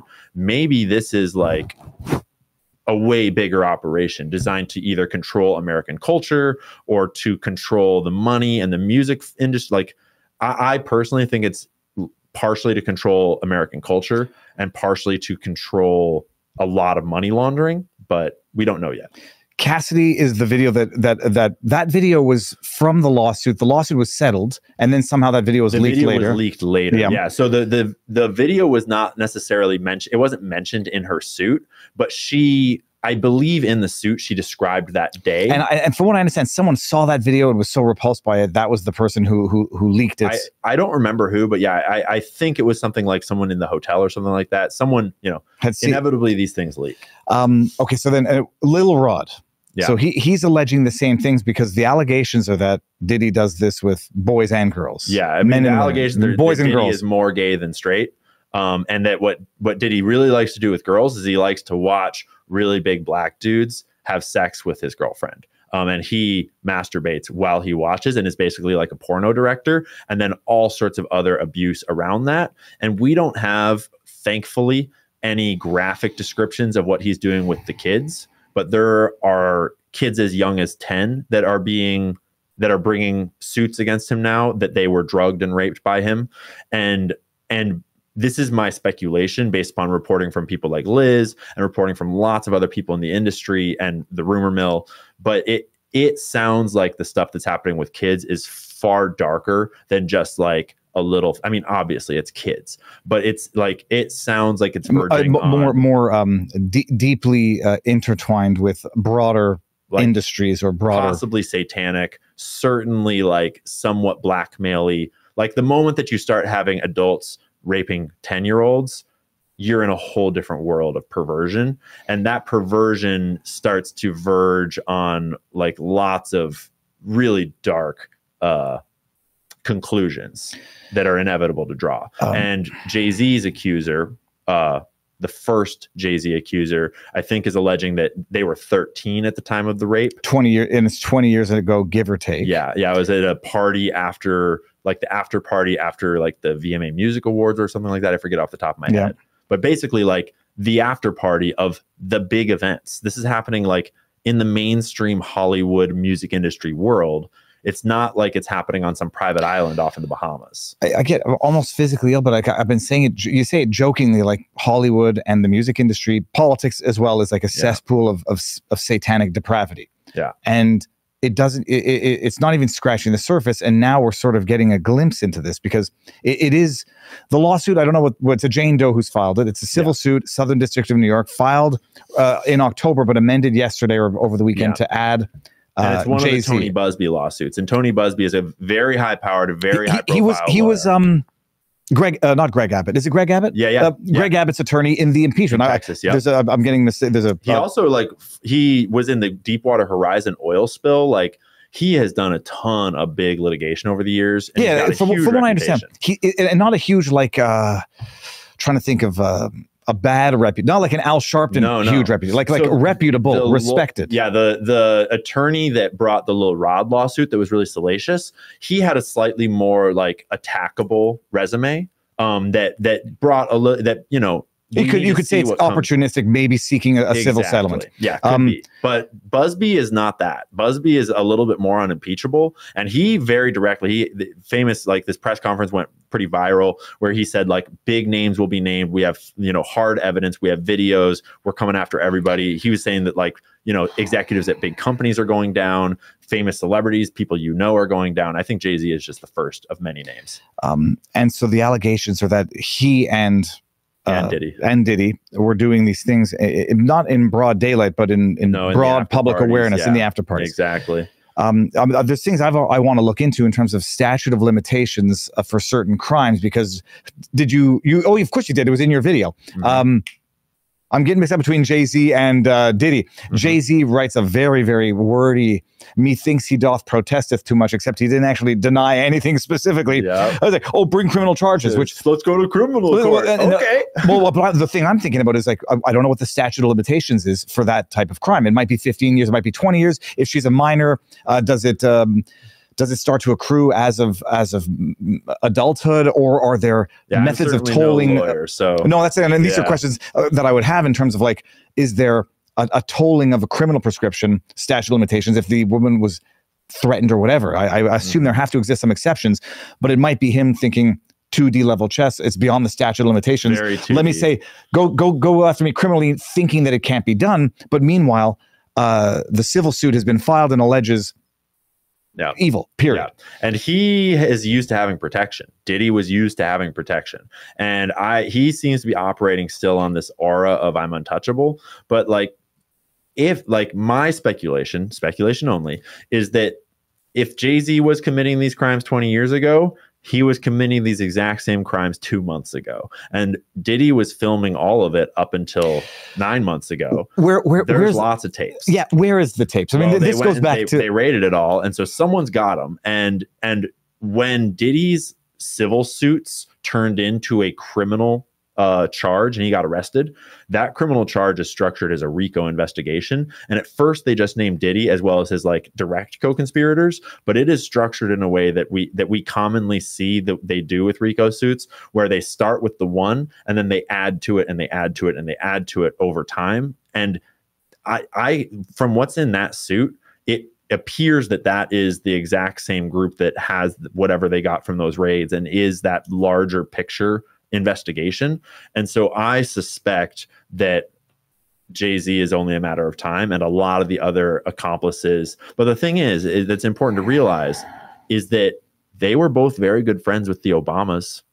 They both, you know, like Diddy campaigned for Kamala. Like they're both associated with the Clintons. Jay-Z has a great photo on the internet of him and Marina Abramovich hanging out like head to head. Marina Abramovich is the one who did the spirit cooking, which was supposed to be an art. It was only an art exhibit. It wasn't actually talking about came up cutting big during yourself. Pizzagate. So they're tied into all this is where like this is when it gets to be too much. Like I've dabbled in Pizzagate. You know, I know of the Podestas and I know of the someone left a handkerchief with a map related a pizza related map on it. Like and then you get to this now, which reeks of Epstein level extortion depravity, and it's actually just it's two subsidiaries of the same company. Is what I'm coming to the conclusion. You're exactly right. It's two subsidiaries of the same organized crime network, because organized crime has always been a huge force in this world. And in organized crime, I'm sure there's hierarchies, right? I'm no expert, but I try my best to learn. And if you just think about it, you know, there's the drug runners, there's the gun runners, there's the human traffickers, and whoever is the most powerful in that group are the ones that can control the legal authorities, right? You go back to the 40s, like the mob era, the ones that were the most powerful were Meyer Lansky and his mobsters, because they got a photo of J. Edgar Hoover, the director of the FBI, having fellatio with his second in command, Clive Tolson. So they had blackmail on the director of the FBI, who's supposed to investigate the mafia and the mob, right? And so the moment that Meyer Lansky got blackmail on Hoover, they had the FBI under their thumb. And then they formed what was called the International Crime Syndicate, where they merged the mob and the mafia, and then they just ran the country for like 40 years with no FBI investigations because they had them under control. And so the human trafficking side of the black markets inherently is the most powerful if they can get their blackmail. And we live in a world where we're learning that they've had blackmail on everyone for decades. To dictate, not just I made the black pill of like not just foreign policy, climate policy, every policy, cultural trends. And so like I have to do the tangent. When Epstein was, they raided and they were seizing the videos. In Epstein's case, a lot of it might have been like actual VHS physical recordings. Tapes. In Diddy, I mean, I suspect a lot of it's going to be digital, which means it's indestructible, so to speak, and probably is in multiple locations already. It's widely dispersed. What was the when they raided Epstein, and then there was a couple of days? Was it with you that I was talking about this? Where there were a couple of days where the video's evidence was unsupervised. There was no chain of command. Yeah. And so who knows where it went or who has it.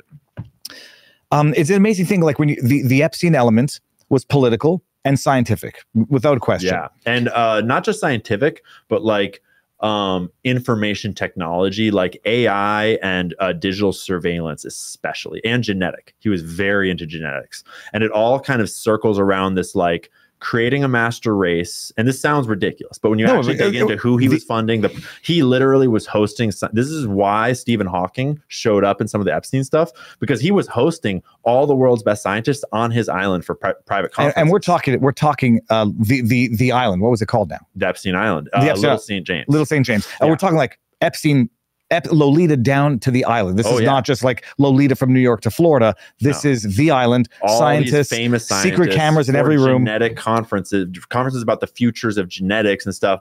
Because when you start to amalgamate the people and the things he was interested in, it was genetic engineering of a master race of like superior human beings, digital mass surveillance of everybody else. And sort of like a oligarchical police state where the elites are allowed to do what they want, and the poors are basically living in a technocratic police, like an Orwellian nightmare, really. And it's super dark when you look into it, and when you put that together with his organized crime, sexual blackmail connections, and I mean, he was an Israeli operation. He was an Israeli intelligence operation. His handler was Ehud Barak, the former prime minister of Israel. I remember he spent Ehud. like 10 to 20 years in the IDF as, for a long time, the head of Israeli military intelligence. He was the dude, like he was one of the most seen contacts of Epstein, Ehud Barak. And he went to the island. He went to the mansions. He was clearly the handler. Les Wexner was the bank. It's like when you look at the network, it's very clearly this is Israel. And that's also tied to the CIA because, you know, CIA and Mossad have been. Well, so, I mean, this is where like some people take offense to the idea that it goes back to Mossad or Israel. And then others say, well, yeah, but you know, the CIA, Israel, MI6, I think they call them the Five Eyes. Yep. So like, I mean, in a way, if anybody wants to feel less guilty about picking on Israel in particular, it's all of this intelligence, which I'm thoroughly convinced it's a blackmail, extortion, policy dictating insurance policies that they have. But just so we're getting now back to the Jay-Z, back to the P. Diddy, because he's got his political claws, or at least intertwined with the Obamas. Yeah. I think it was Eric Adams who just gave Diddy the keys to New York not long ago. Eric Adams then gets indicted on some random charge, which is not that serious, which he'll fight.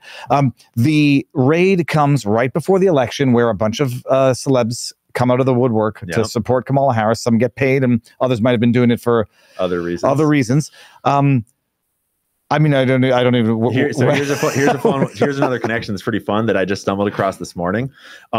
Liz Crokin was interviewing Jaguar Wright. Jaguar is a former backup singer for Jay-Z. She's been in the industry a long time. She worked with the Roots, and she's a known conspiracy theorist. She's very vocal about all this trash and has been for a long time. And Liz was interviewing her, and Jaguar was like, I've been knowing this. And so this is kind of convoluted, but Busby, who brought the suit, who just named Jay-Z, he's the lawyer that just named Jay-Z in this suit. Yeah.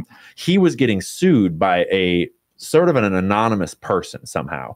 And Jaguar said, oh, I knew that was Jay-Z suing him for months and months and months. Because when you look at the lawyer that's in charge of that suit going back at Busby, it's Jay-Z's lawyer. Was it a suit based on extortion or threats of accusations? It was something like that, right? To try to defame the whole process, to try to protect Jay-Z, essentially. It was Jay-Z's lawyer, Alex Spiro. And she's like, I knew that was Jay-Z. So it has since come out that Busby just posted a statement saying Jay-Z is suing us through his lawyer, Alex. Yeah. So that's kind of being confirmed. But at the time, they were trying to obfuscate it under some other entities as though it wasn't Jay-Z. But Jaguar was like, no, it was Alex Spiro. And so it was obviously Jay-Z that's trying to sue ahead of this. Preemptively. And when you look into Alex Spiro, the scary part is he is also Elon Musk's lawyer. But he represents Mr. Beast now, that the whole weird pedophile and transgender thing is happening in the Mr. Beast app. That's a scary. I felt like I was the weirdest person growing up and weird as parents. And I tell my kids, like, we're the normalest people that you know, despite what you think, because there's no normal people left anymore. No, at least not in these positions of power, influence, and politics. They get given the spaces, right? And just another quick hilarious. So this lawyer, Alex Spiro, who is Jay-Z's lawyer, he shows up in all these weird places, including he was the lawyer. He was hired. So you remember Tiger King? Yeah, for sure. Yeah. So you Carroll Baskin. Carroll Baskin fed her ex-husband to the Tigers? Allegedly. He's never been found, but allegedly.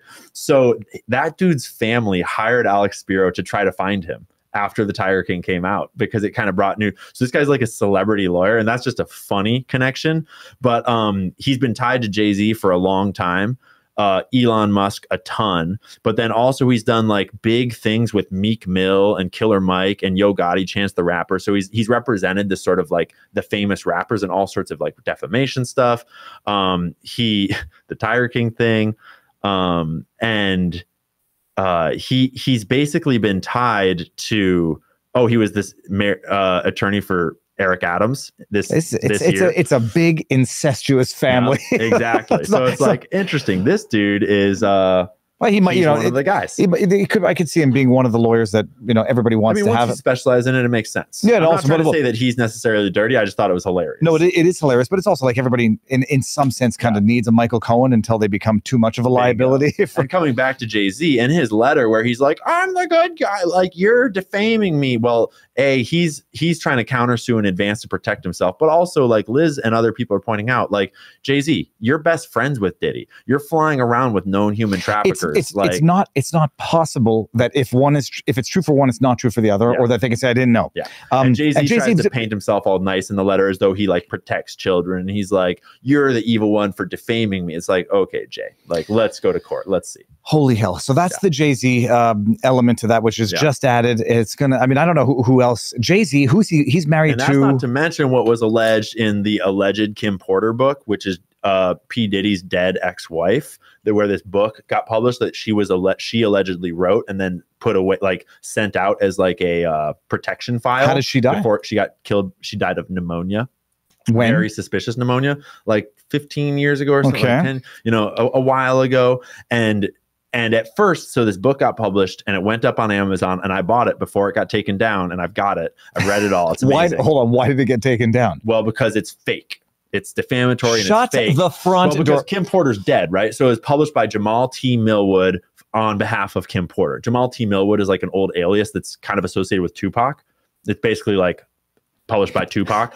And then the dude that actually did publish it, eventually he did an interview on the Art of Dialogue podcast, basically coming out to be like, I am the guy that, and he says that the person that had the file, who was the friend of Kim that she'd given it to, she had contacted him. So he's like an attorney that does this kind of stuff. Mm-hmm. So it makes sense that he was chosen. And allegedly, he says that the person that had the blackmail file, the flash drive with all the stuff on it, asked him to use the name Jamal T. Millwood on behalf of Kim because there was a love triangle with Tupac back in the day, whole rabbit hole. But in that book, when you read it, and it's obviously fake, it's all made up, it's totally fake. I don't know.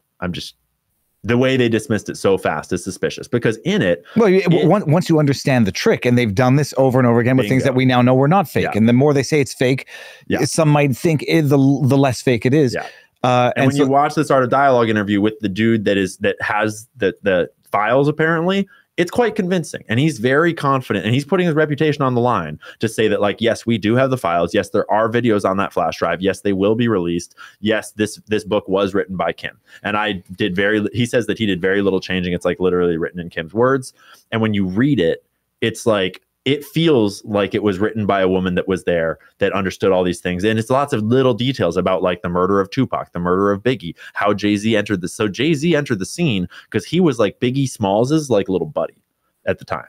When Biggie Smalls got killed, Jay-Z, alleged in the book, went to Diddy, who was in charge of the game at that point, and he was managing Biggie. And Jay-Z went to him allegedly, and Kim Porter was allegedly there, and he said, and he ratted on Biggie, and he ratted out that Biggie and Tupac were going to go start their own label, and Diddy was furious, obviously, and Diddy asked him, Carter, why are you coming to me with this? And Sean Carter, Jay-Z, was like, because I want to move up.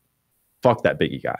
And so allegedly, Jay-Z ratted out Biggie Smalls, and that led to Diddy not protecting him from the hit that killed him. And that's how Jay-Z came onto the scene. And that was the start of Jay-Z and Diddy's really, really close friendship. And they came to rule the rap industry together. And so that book, if it's true, allegedly, really shines a light on their relationship and on Jay-Z's involvement right from the start, and on their relationships with minors right from the start, and them having sex together with each other many times over the years, because they both prefer men often. Oh my goodness. Now I'm putting together a piece of this. Yeah. There was a video of Tupac in high school where he came off very, very effeminate. Very gay. Yeah. I mean, I say no judgment. It's just, it wasn't hip hop Tupac. Yeah. It was like 18-year-old dance class level. Pac.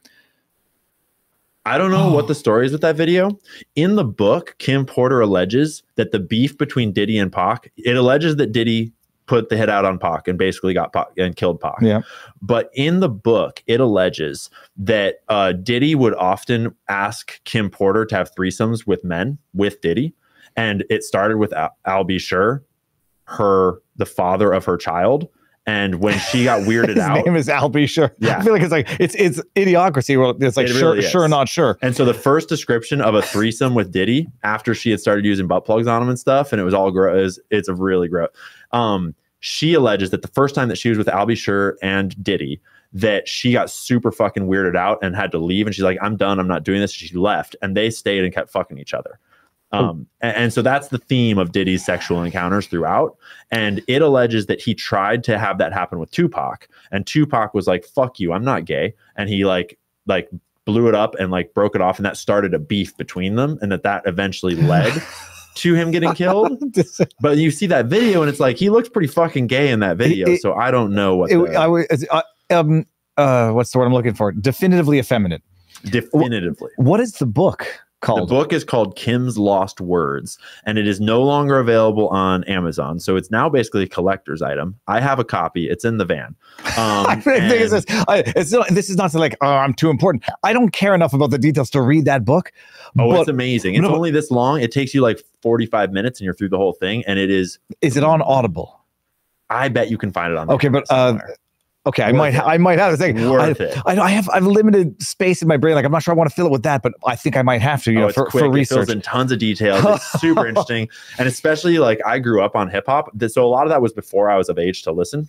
But I was really into the Northwest hip hop scene, and so I inherently was like looking backwards. Northwest, never. Like, so you're the Seattle, like Washington, Seattle. Who were the hip hop guys? It's where Macklemore came from. Okay, and he was like the one guy that made it out. But there was this whole movement of what was called conscious hip hop at the time, so to speak, of like local artists that were like from the Seattle area and the surrounding area that were like rapping about real shit, like really high quality lyrics and instrumentalism about like, the plight of the inner city and about geopolitics and about, just real shit. But it never broke into mainstream rap, although it was like way fucking better. Like this was the era where like we had DMX and we had Ice Cube and, we had Diddy and Jay-Z. And then we have all these rappers like actually writing amazing lyrics that aren't breaking in because it's a controlled space. And if you're not going to rap about, thugs, guns, hoes, bitches, drugs, you don't get the deal. And you'll notice that the one record that Macklemore went really big on when he signed that deal and he made it to the mainstream, he made it big. All those songs are like about drugs and like thrift shop and like money and making and ironically he had that one song about not selling out to the producers who tell him how much he gets at the end of the deal. Yeah. Now that you mention all of this, who's controlling the music industry? Because now that you mention it, and we're talking, you talk science, you talk politics, and you talk culture. Yeah. And what has always driven me nuts is the rubbish coming out of hip hop culture, not black but white as well. It's like it's rubbish. Yeah, and it's designed to make us into sluts and to make us drink and drug and to make us like fuck our lives away and to be criminals. It's designed to create a system that makes more blackmailable people, that makes more prison population in the black communities, and that makes consumers that are mindless just live to work and then party and then work and then party and have tons of partners and like so who controls it all, right? And now at the risk of let's go there. Getting canceled, who controls Universal Music Group is published 33 out of the 100 top Billboard Top 100 songs of last year. Universal Music, 33 of the top 100 top songs. Yeah. So album-wise, I mean, it doesn't really make. I don't think they release albums anymore. Okay. So Universal Music, it's Universal, Sony, and Columbia, right? How intertwined are all three of these corporate overlords? Very. Okay. And they're all owned by Jewish people. Okay. Sony is a little more complicated. But look at Michael Jackson's whole thing there. And so I'm not saying that it's all Jews, and I'm not saying it's just really people who happen to be. No, yeah. And the people that are in charge of those music labels are Jewish. And it's important to understand the Jewish mob's long history. The Jewish people and the black people in the music industry, and this is this is not a secret and this is not a conspiracy theory. The black people and the Jewish people in the music industry very much had a thriving relationship where they helped each other get by, because like the Jewish people were great businessmen and the black people were great artists, and they basically formed the modern music industry together. That kind of inherently put the Jewish people on top always in that relationship, because if you're the businessman and the lawyer, then you're kind of in charge of the artists, so to speak. But that was a collective creation that they made. But it just so happens that the music industry is really good for money laundering and has been used for money laundering ever since the 30s and 40s, and maybe before as well. So the music industry has a long history of the mob, the criminal Jewish mob, and the mafia as well, but mostly the Jewish mob, hence why a lot of Jews work in the music industry, deeply intertwined with the music industry. And to this day, when you actually look at who owns all these companies, a huge number of them are Jewish people. From Lior Cohen, who is like Jay-Z's manager. His name is Lior Cohen? Yeah, Lior. Okay. I've heard different people pronounce it different ways. Yeah. And I used to say Lior, and then I got corrected to Liar, and I'm not trying to be snide about it. Don't worry. I'm not sensitive about it. No, I know. Okay. I'm just making jokes. But named. So Lior Cohen's not been named in any suits yet, but there's Len Blavatsky, there's Blavatskin, but in the Lil Rod suit, I'm actually blanking on his name right now, which is really weird. I talk about it all the time. That'll come back in a second. Lucian Grange. Okay. Lucian Grange is the CEO of Universal Music Group, and in the Lil Rod lawsuit, it alleges that he was at the Diddy parties. He was funding them, like in a way that he knew that they were drugging the girls and not the guys. That they were like that there were minors there, that there was guns and drugs. That like he knew. No, it's part of fomenting the very culture that they're trying to capitalize. Yeah. So Lucian Grange is way up at the top of that. It just so happens that his son Elliot Grange is Ice Spice's manager. Ice Spice is like his son's big ticket idol, and it just so happens that Taylor Swift is Lucian Grange's like big ticket item. And then you know how Taylor Swift started having this like twerk girl just randomly hanging out with her all the time? Do you know who Ice Spice is? Ice Spice is like she's a Taylor black lady, like kind of ugly. Is she the one that was flashing the gang symbols? Yeah, she kind of looks like she has Down syndrome, but all she does is twerks all the time in every video on every stage. That's literally all Ice Spice does is she flashes gang symbols. Is she the one who was flashing the Satan symbol of the football game? Okay, fine.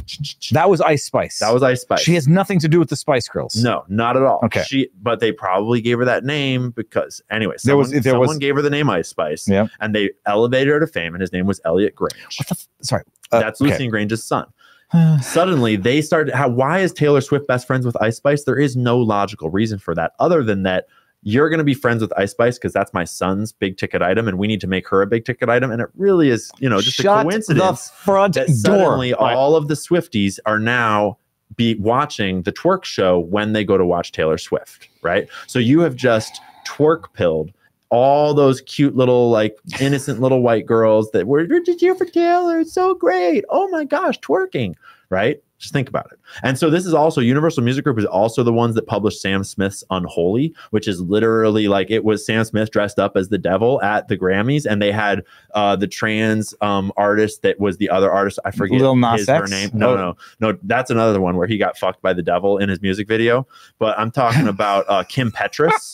Kim Petras and Sam Smith are the artists on Unholy. And Kim Petras is like the first highly successful trans woman. I don't know who that is. I mean, you don't need to. Girl, Kim Petras. So now, born a girl, now a woman, born a boy, now a girl. So, transitioned really early at like 13, and that's one of her claims to fame. Is like one of the youngest. She was from Europe and had to like petition to. Anyways, now she's in a cage with fire flaming, and she's like obviously dressed like fucking nothing. And Sam Smith is dressed like literally the devil, and there's devils all around at the Grammys in 2020. I do remember. I remember that vaguely. The Satanic Panic, and so it's like those artists are also managed by Lucian Grange, right? You over and over, you look at this whole industry, and you're like, oh my gosh, they're all weirdly going satanic and undermining Christian value. And I'm not even a Christian. Like I was not born Christian, although I am now seeking out Christianity because as I've done all this research, clearly they're taking the devil very seriously.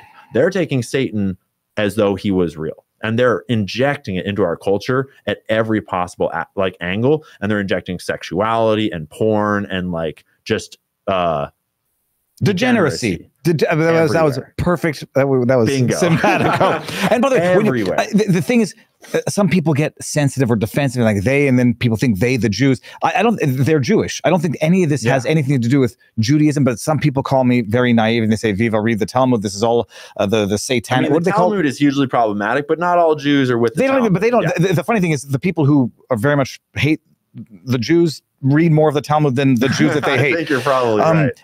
But there are some people here's an angle that is worth talking about is that it has nothing to do with the Jewish religion. It has to do with organized crime and the history of government subverting American culture. Because when you feed this nastiness into our culture, what does it accomplish? It accomplishes more broken childhoods and broken families who need more prescriptions of drugs. They'll profit, who are more likely to wind up wage slaves with no future. Pause it there also, because then you make the Taylor Swift connection, and then I go Travis Kelce, and then the both of them endorsing Pfizer. Bingo, right? And then you also wind up with a larger prison population, especially among the Black community. They're happy. And then you wind up with more people that are winding up with sexual deviancies and potential blackmail in the future, both in people that become in positions of power, as well as just your average person that is either like addicted to porn or addicted to drugs or addicted to alcohol. You wind up with fewer nuclear families, because now you're breaking down the family unit. You're breaking down the nature of relationships, because everyone is just like Tindering and sexing, and all this degeneracy is being infused into our children's minds. Like you start to look around at the various things that this music industry is doing, and organized crime loves it. The corporations love it. The intelligence agency deep state loves it. The blackmailers love it. And they're the ones controlling it all. Like they're the ones that are in charge of the people that are in charge of all this music. And it's not the artists writing these songs. It's the labels. It's the people the labels hire, write the songs, and then they put on the stage, and then they select the person that's willing to be the piece of shit that's on stage. Like real artists with real talent need to be controlled. Like look at Kanye. Kanye has real talent. Kanye wrote his songs. Like Kanye came out of nowhere, and Kanye could do what the fuck he wanted. He was like the biggest sensation ever. And when Kanye started to be a problem, and this is a recurring theme, like with Michael Jackson, when someone with real talent comes along and makes it big in the music industry, and they start to get their own ideas, you suddenly have to do something about it, or they're going to start talking about what they want to talk about. And in both Michael Jackson and Kanye's situations, what they started talking about was this like kind of, they were pretty blunt about just like the Jews in the music industry, but like what I'm looking at is it looks like kind of mobsters. Like it looks like they were being controlled by the mobsters that were the handlers of this blackmail-y kind of like intelligence network, and they started to speak out. And Michael Jackson died of a mysterious overdose, and then his head of security that was there at the time goes to Diddy. And Kanye got texted by his personal trainer, Harley Pasternak, that basically said like, hey, I'm going to send you to La La Land where we're going to drug you out so hard you'll never see your kids again. This dude used to work in Canadian military intelligence where he tested drugs that are top secret, right? And for some reason, the personal trainer is telling Kanye he's going to go and medicate the hell out of him until he gets MK Ultra'd out of his mind. Like both of those are instances of like, if a talented person comes along, they need to be controlled or put down. And then we've seen it happen in a few instances so far where they get put down. And so they actually want to promote people with no talent, people like Meek Mill. Because if you have no talent... Who's Meek Mill? Exactly. Meek Mill is one of Diddy's butt buddies. And there's a famous video, a video that went around where Diddy and him were playing tennis, and Meek Mill's like in his like stupid little tennis outfit, and Diddy's like, Meek, you just lost, jump around like a little bunny rabbit, jump around like a bunny, and Meek Mill's hopping like this, like, and yeah, I love you, Diddy, I love you. I have no, I'm looking at the picture, I have no idea who he is. Yeah, you'll never. But the meek shall inherit the earth. They're even instilling biblical names in them. Yeah, and so they have just been promoting these talentless like shills of rappers and of artists for so long because Gigi. No, I love your dog. She did this thing where she like rubbed her face with her paws and she looked just like a bear. It was beautiful. Yeah, she's very adorable. Yeah, Gigi's hanging out in the studio today because we're on the road. Yeah, you just lay down, baby. And so they tend to promote people with no talent because they're so much easier to control. Because if you've given a nobody, you know, everything they've ever wanted and all the girls and drugs and money and parties that they could ever want, you don't even need to have sexual blackmail on them. You can just be like, bitch, I will take that all away. Yeah. Dance, monkey. And hence the song Dance Monkey. That was when I first saw who she was. And I didn't know she was Australian. And the lyrics to the song were no deeper than Dance Monkey. Yeah. Yeah, it's, and once you open your mind to just the fact that symbolism is powerful, and musicians are creative people and symbols are the language of creative people, not to mention of cults. Yeah. Cults, culture and cults. I mean, there's a fine line. Reason.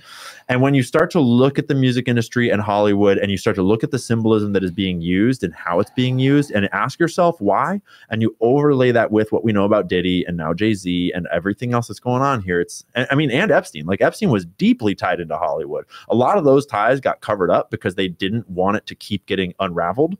But like, look into Peggy Segal. She was Epstein's access to a lot of the Hollywood circles, a lot of the Hollywood parties. And Peggy Segal was one of the most influential networkers in Hollywood. She was famous for her book of contacts, and she was the person that would put on the Oscar parties that would get you the Oscar. She organized Epstein's got out of jail party where Prince Andrew got caught and had to do the like famous interview that he totally botched. She organized that party on Jeffrey Epstein's behalf, and she invited Prince Andrew, and she got blacklisted to hell and never mentioned and never brought up because she was really close with Epstein and she was his access. And when you think about, who else is in that book of 33,000 contacts that she's so well known for? And why is she sneaking Epstein into Hollywood parties? Suddenly you start to realize like Epstein was all over Hollywood too. Yeah, I have no problem accepting that. Holy cows. Well, okay, I got to ask you the one thing, because we're talking culture, we're talking music, and the depravity. I don't know how we got onto the Abercrombie and Finch and how this might intertwine, but it's something that should probably be brought to the super intertwined public consciousness. That's it's not the darkest thing. The darkest thing that I can think of is people alleging what was on Anthony Weiner's laptop with Huma Abedin and Hillary Clinton, which has not been corroborated or substantiated, rumors. But the Abercrombie and Finch is relatively recent, and I'm flabbergasted that I've sort of considered myself to be enveloped in this world. Hadn't really heard about it. Yeah, I forget his full name. Someone Jeffries, Stephen Jeffries, the CEO of Abercrombie and Fitch, just got indicted for running a gay sex trafficking ring using Abercrombie and Fitch and their models. And when you unpack it, basically what it's and we're talking like he would fly models out to places, lock multiple young boy male models, not all of them even of age, into a room with security that would keep them there by force until him and his other older men buddies were through with the sexual parties. And I want people to know that you're not, nobody's wrong. Directly in the lawsuits. Former Abercrombie and Finch chief Mike Jeffries arrested on federal sex trafficking charges. I mean, it's like not Epstein 2.0 in terms of scale or scope. It's just like it's just another branch of the same network. A subsidiary of the same sex trafficking company. I'm not being facetious when I say subsidiary.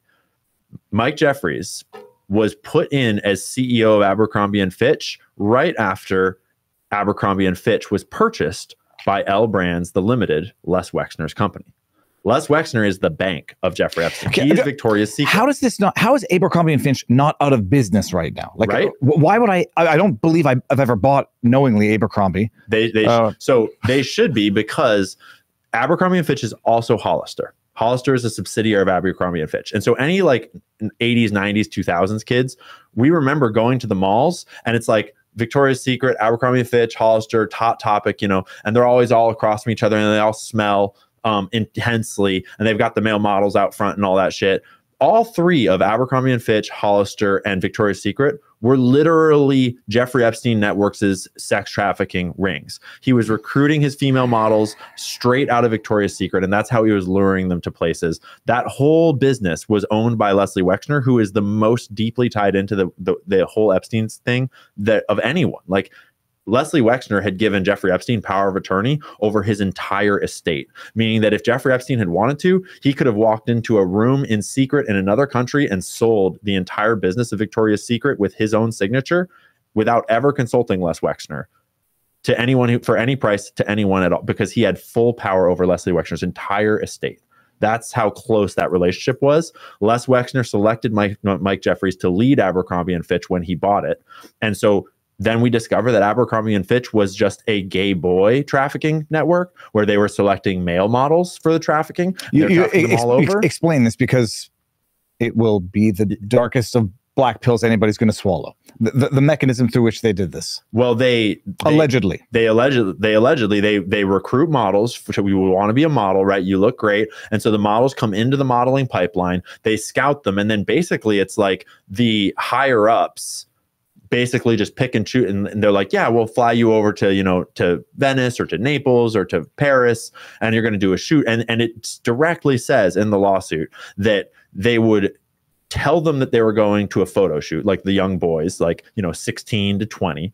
And they would tell them they're going to a photo shoot in Paris or wherever. And they would show up expecting to do a photo shoot with no other like weirdness at all. And then they would basically like wind up being told, actually, you got to do some sexual favors to make it. And it wound up being like directly in the lawsuit talking about more or less Diddy freak off type of events, but where you're like locked in a space with Mike Jeffries and his buddies and probably other people he was selling these services to until they were satisfied. And that included, they directly alleged, like injecting penises with Viagra in order to keep I assume this boys that were straight that didn't want to engage in these acts hard to keep on performing, as well as lots of other drugs of, you know, various natures named and unnamed in those lawsuits.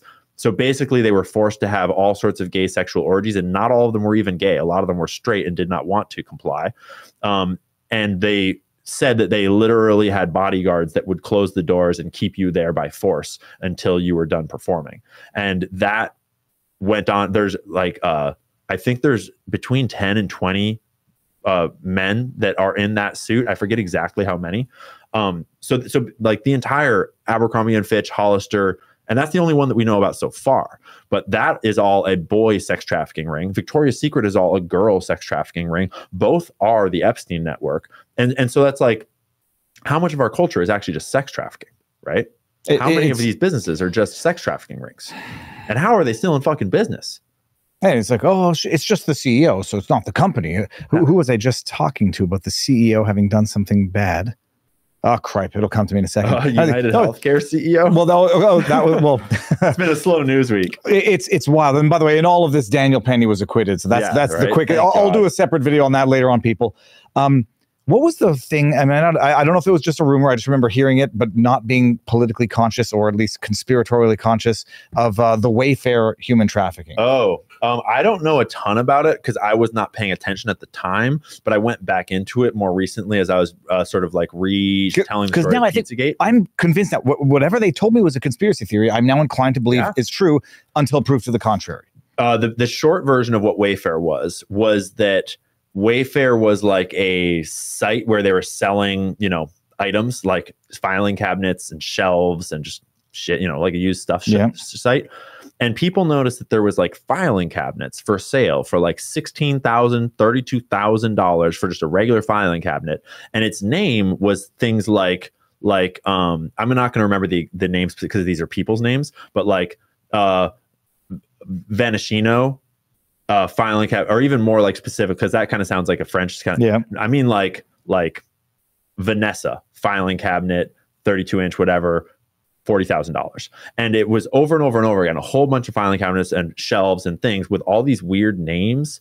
And people noticed that those names were the last names of missing kids. I can see how people can think this and it's like over and over and over spelled exactly the same. Of like and when you look at the side by sides of like, why are there filing cabinets for sale for $40,000 and they're naming them, and at first it's like, that's a crazy conspiracy coincidence.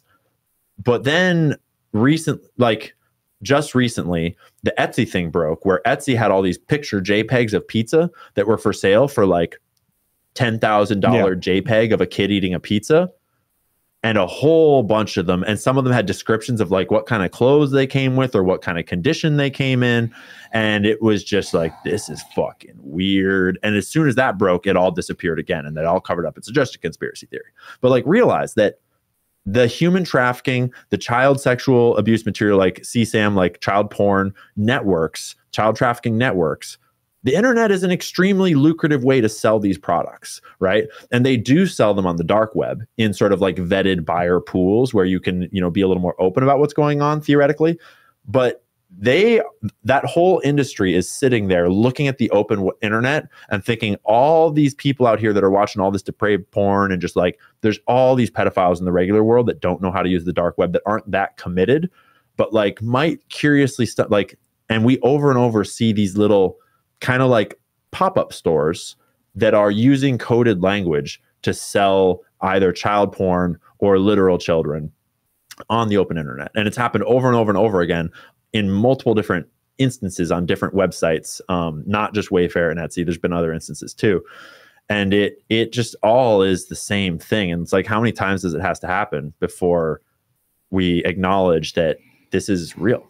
I mean, we have what, 32,000 acknowledged missing children. Well, that's what I mean. That's why to steelman the, you know, not 300,000. It's several hundred thousand. You know, to steelman that, it's like, okay, well, there's a lot of missing kids and a lot of names in there, so you could probably draw some correlation. But what filing cabinets for an unjustifiably high price makes no sense. The Etsy thing I did hear about as well. There's no innocuous explanation to it. It's just a question of what is going on. And going back to the Podesta. there's no innocuous explanation for, I found a handkerchief with a pizza related map on it. Do you want it? I think the more crazy one is actually Obama flew $65,000 worth of pizza and dogs to a private party at the White House. Assume we're using the same channels. Who flies pizza and hot dogs? I would check that one. I remember one of them had been confirmed to be false, and that one is very real. That one's for sure real. There is another one that is about I forget. It might have been within the context of the Podesta emails. There's a few that got faked, especially about Obama, to try to draw him in more. But the $65,000 worth of dogs is straight out of the WikiLeaks emails, and I've confirmed that over and over and over again. And when you think about that, it's like, A, the price, $65,000 worth of hot dogs and pizza, it's a big party. Impossible. But B, who is flying hot dogs to a private party? Because they said what city it was from too. I think it might have been Chicago, to the White House. You don't fly hot dogs and pizza to a private party. And Obama shows up in the photos on the Instagram account of the pizza place where all the weird shit kind of came up. This really weird Instagram account where they are like literally talking about kill rooms, and they have pictures of babies with like all sorts of weird you see the art that Podesta had. And Obama's in one of those photos playing ping pong with a kid, like at one of their parties at this random pizza parlor. It's very strange. Well, we're not even talking about his buddy Mike from his childhood friend Mike. At that point, I don't know if that was the darkest one, but it's probably the good segue into one of the, we can briefly touch over this. Yeah. What's the darkest rabbit hole you've ever gone down? The darkest rabbit hole is vast, but the access point that will let you know if you want to go down it or not is to look up the YouTube podcast interview between Alondra Markman and Annika Lucas. Annika is spelled Aneke. Alondra Markman and Annika Lucas. And they are both satanic ritual abuse survivors. But Alondra Markman is the one being interviewed on Annika's podcast. And Alondra is a man who alleges a whole lot, but he alleges that he was born into a satanic ritual abuse family that is part of this trafficking network and the satanic networks, like the cult networks in our world, and that he was groomed from an early age to be a child cage death match fighter. And so as a like 7 to 11-year-old boy, give or take, he would go to like underground secret parties at underground locations, like in big cities like New York, and rich people would come and pay to watch children fight to the death. And that he killed many, many children because he's still alive, obviously. And that he later, they were grooming him to be an actor, but he froze up in his interview because these kids are abused. So they have multiple personalities, and his multiple personalities, he says, did not really like, they kind of froze him up, and he couldn't quite like be fluid in an acting world, and he kind of fucked his interview up. So instead they sent him to Mexico to a breeding compound where he was basically pumped full of like hormone-based drugs to be in a breeding state constantly. And from like age 14 to 20 or something like that, 14 to 16, he basically bred with like 20 women a day, all day long, every single day or something like watch it. And he says he met Jeffrey Epstein, I think on 2 occasions, and was in these whole networks. That rabbit hole in general is the darkest rabbit hole there is the satanic ritual abuse networks. And there are dozens and dozens and dozens of various survivors, victims, all throughout, because the inherent realization at the end of that rabbit hole is that rich people aren't buying the ability to have sex with children because they want a young person exclusively. Rich people want what is not for sale, right? And so when a Jeffrey Epstein client is paying to have sex with the 16-year-old or the 18-year-old, like they can get a willing prostitute that's 18 years old. But a lot of these people we're seeing in these cases, they're actually paying for the girl who's 18 who kind of needs to be coerced or forced because they want that experience. That's what that person wanted to purchase. If they wanted a hooker who is 17, you can find that. They don't want that. They want the process of having someone that's not for sale, they want that. And so when you get into the satanic ritual abuse stuff, the children's stuff, some of these people are not into having sex with children. Some of them are into torturing children. Some of them are into killing children. Some of them are into all of those different things, because when you have a world of 8 billion people and you have people that have been abused from birth, you have people that are born into these worlds that, like, there are broken people that rise very high, and those are the people that are paying for these services. And when you start to listen to this satanic ritual abuse survivor testimony, you start to realize that there's a whole world of darkness that does not surface in the Jeffrey Epstein discussions, but is in the same networks, that is so much darker than we can imagine. And I forget I haven't gone deep enough down it yet. Daryl Cooper, who did the interview with Tucker Carlson that blew the world up because he like said that like World War II is not what we thought it was. The historian. Yeah, the historian guy. He has a great podcast about Jeffrey Epstein where he does a whole section on this abusive piece of shit from Europe that I forget his name. The Dutroux affair. The Dutroux affair. And if you look up the Dutroux affair, that's a great example of like one person that got it all came out. Dutroux affair. Yeah, I believe it's so it's like that's what it got called because his name was something Dutroux. I think it's a French. I think it's Belgium or something like that. French name. So Doutroux, I believe. He's an example of like a truly depraved, evil. Who confirmed arrested, like there's no longer any arrested, convicted, all of it with like all the evidence laid bare. Super tragic. A bunch of victims were killed.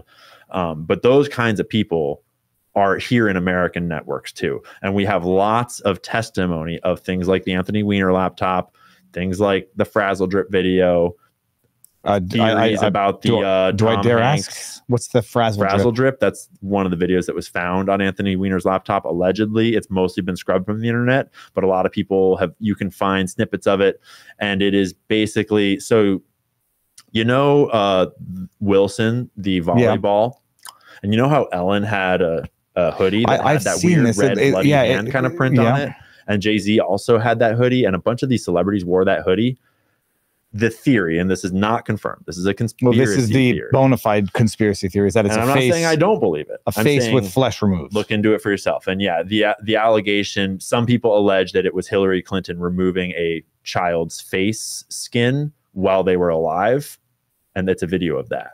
That's what Frazzle Drip allegedly was. Because I mean, it's and it sounds, the whole thing is listening to you talking about what the survivor of the satanic sex cult alleged, and people say it's too crazy to believe, and so in a way it's like the ultimate protection is that it's too crazy to believe, even if it's true, no one's going to believe it, and no one is going to accept to believe it. Yeah, here's a little snippet rabbit hole to kind of like wake you up to the real world. Look into the Bolshevik Revolution. Look into what happened in communist Russia during the before communist Russia, during the Bolshevik Revolution, and the just mass rapes, the millions of people raped and murdered and slaughtered. That was the one when they were digging up deceased nuns to desecrate the corpses because they ran out of nuns. Yeah, all kinds of things. And Daryl Cooper has a great episode on that too. And it's horrible. Like I turned that episode off like 60% of the way through because I just didn't need to keep hearing about the gratuitous evil. People are capable of such immense evil in times of war and in times of great excess and sloth, and like sin is very powerful. And so you need only look at some of the true atrocities that have been committed in this world to understand that like there are evil people out there. There's 8 billion of us. And just because you're surrounded by normal, regular humans does not mean that these people do not exist. And when you read things like the Cassie lawsuit, you get a small taste of it. But like Diddy was a small fish, and it not super powerful one at that. And there are way darker than him in this pond. So that's the darkest rabbit hole. And there's lots of angles into it. Really, if you want another fucked up angle on it, is there's a whole section of YouTube, public YouTube, that is monkey bathing. And this dude did this great documentary about it that's super dark, that's on YouTube that you can, and so monkey bathing. So what it is it's because it's overtly, it's just people hanging out with monkeys. It's called like monkey time or happy monkey. There's these keywords that when you search them on YouTube, you wind up in this weird rabbit hole where there's hundreds of thousands of videos for no fucking reason. And what it is it's animal torture. And it's overtly, I'm just bathing this monkey, but it's like a little baby monkey, and you're like waterboarding it over and over and over. And they use monkeys because they look the most like baby humans. And when you actually start to, and they'll do weird things that are sexual with them because it's overtly, I'm bathing it, right? But they're like fondling it, and then they're dunking it, and they're fondling it, and they're dunking it. Or they'll like, and some of them, they will literally do this till the monkey dies on camera. And these are openly on YouTube. And it's a whole rabbit hole. And they've got keywords that go with it because people all around the world, fucked up, deranged psychos, that you might even walk by in the mall, that you might interact with at work, you don't know, but that people watch this shit. They have like lots of views and comments, and you can read them. You can see that people are getting off on watching people basically torture and kill monkeys on camera on YouTube. And that is the type of thing that leads to the type of people that procure children on the internet. Well, that went surprisingly dark, Ian. Yeah, I'm just going to go to locals and see if there's questions or any questions 100%. That I can get to, because I'm not used to. I'm rough in terms of doing this without having my camera in front of me. No, I totally feel you. And there might be some. I don't know if anybody has some questions they don't want answered. Holy hell. Yeah, I'm an open book, as you can see. And that's why I love locals, is because we can talk about anything. And I'm sure that we're already fucked on YouTube. Oh, I don't care about that. The thing is, the only thing that pisses me off is that the way it's designed is that it not demonetizes it. I can't get to any questions. I'm going to see if I can save them afterwards. Yeah, exactly. It kills the exposure. And so it's a self-fulfilling prophecy of suppression of that which people should know but don't know, because the only ones they wanted reporting on Epstein were like NBC, CBS whitewashing all of it. Bingo. And then anybody all on the take. So meanwhile, now you're doing this and you've made a gig out of it, and it's fantastic, and you're fantastic. Where can people find you to either stay informed, get informed, and support you? The number one place is for sure X, to follow along with my research, because X is the most free speech like social media platform that we have right now. So that's where all my videos go on X, all my posts go on X, and that's Ian Carroll's show. If you want just the video content and you don't want all the other riffraff of X, all my videos do go onto Instagram, and because I'm not monetized, they don't seem to censor me at all. So I think every single video I've ever made is still up on Instagram, and you can find me at, actually right now, Instagram has fucked up my username. So I think I'm Cancel Ian Carroll on Instagram, but I'm pretty easy to find. You know, there are fake me's everywhere on every platform. So, you know, make sure you find the one that has the most followers. Like right now on Instagram, it's like 440,000 or something like that. But watch out for the fake ones. If they email you asking you to buy Bitcoin, yep, I've been getting that too. I feel report them. I feel bad for anybody who would think that that's right. It has gotten many people many times in the past. Don't go to TikTok, because TikTok sucks ass, and I don't even post there anymore. And if you want to support me, Locals is one of the best ways to support me, actually, because I want to engage more, but I'm a one-man show. I don't have any other help of any form. I have no moderators. I have no editors. I have no management. I have none of that. And so I don't actually like produce special Locals content very often, almost ever these days, because I'm traveling a lot, I'm doing a lot of things, though I aspire to get better at juggling multiple balls. But Locals is a great way for people that just want to like give me a little bit of support to pay for like a $5 a month subscription. Or Ian Carroll show, or just Ian Carroll on Locals? No, it's actually still canceled this conspiracy on I'll put up all the links in the pinned comment anyhow. I'm trying to get to super chats or tips, and I can't see any on my phone, but I'll figure out later if anyone had any questions. But yeah, and I do have a website, cancelthisclothingcompany.com, that has links to all my socials that are probably all broken since I've updated a lot of my handles to Ian Carroll Show. But I'm out there, and it's not too hard to find me as long as you start looking around. Because I am starting to break out into like the real world, which is really cool to go from like a random dude on like in my house just making a video to now I'm like. I say not known. It's like known is not what you aspire to. You put out stuff which it's not even that it's like rocket science. It's just people don't have the time to do it. They don't have the perseverance to do it. And so you put together an 8-minute video breaking down the breaking. It puts in hours of research, and then someone gets the rundown of the Jay-Z, P. Diddy stuff in 8 minutes. Yeah, information is a powerful weapon for good and for evil.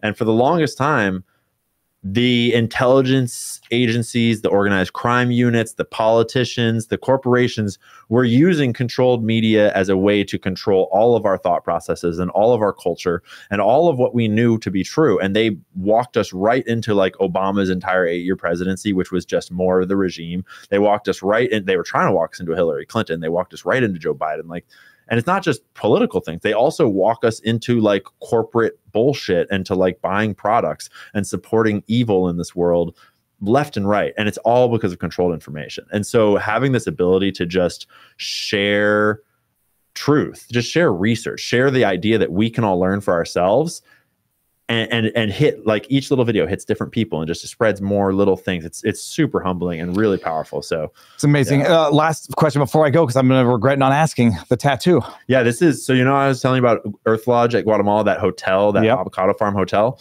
So this is the view from Earth Lodge. Okay, that's beautiful. Volcán de Agua, Fuego, and Acatenango. So this is the fire one. And so like you're sitting up on the hill and the valley is full of the city. And this one is erupting fire. And then right after I got this, like the week before my flight, I climbed to the top of this one and you can look down into Fuego as it erupts. And I've got a video from right across, like it's like right there. And the whole mountain rumbles underneath your feet and fire spews everywhere. And it's really fucking cool. That's amazing. And you didn't get hooked in terms of doing the rest of your body after that half sleeve? No, because I've always been really poor my whole life. So I've never been able to afford a lot of tattoos. Keep your money. I used to have a friend who is now like sleeved up and his back and torso, like, but he told me how much it all came to. I was like, it's a lot of money. But I'm an artist. And so a lot of my, like, I see my body as a canvas to a certain degree. And I have a long-term plan of which parts I want. And a lot of it will stay bare. But this is part of, like, I've always wanted this one to be the mountains of Guatemala, my home away from home, and then wrapping into a similar mountainscape of my home in Washington, where the mountains that I grew up climbing and snowboarding and stuff in come out the other side. And I will get that done at some point. And now that I'm being, a relatively successful human, that's on the horizon. But for a long time, I was just a dirtbag traveling with no money. So a lot of it has been sort of like ideas. Memories and experiences are a currency. They're just not measured in the same way as money. Exactly. Ian, we're going to end it. I mean, amazing. Viva, great to see you, Thank you very much. Yeah. Locals, I'll follow up with you guys later. I'm going to see what I can do in terms of salvaging any tipped questions and any Rumble rants and YouTube super chats. Follow up too if you want at some point. 1,000%. I won't be here in person, but we could do a follow up on any like questions that are recurring or everyone's Well, first of all, I don't mind if you do like once a month or every couple weeks. Absolutely 1,000%. No, a ton of fun. This is a great time to chat. I love it. Thanks, amazing. Everyone, so see you all this afternoon. Tomorrow I'll be live. Wednesday I'll be live. Thursday I'll be live with Mike Benz in studio. Ooh. I think I can confirm it now. Hopefully I didn't confirm it too soon. Great. And Friday, we started talking about this earlier. What was his name? His name is Pastor Ben on Twitter, who I believe is a parody account spouting the most vile stuff you can imagine for engagement. He has agreed to come on 12:30 Friday. So it's going to be a good week, people. Enjoy. Ian, thank you very much. Totally. No, peace out, peeps.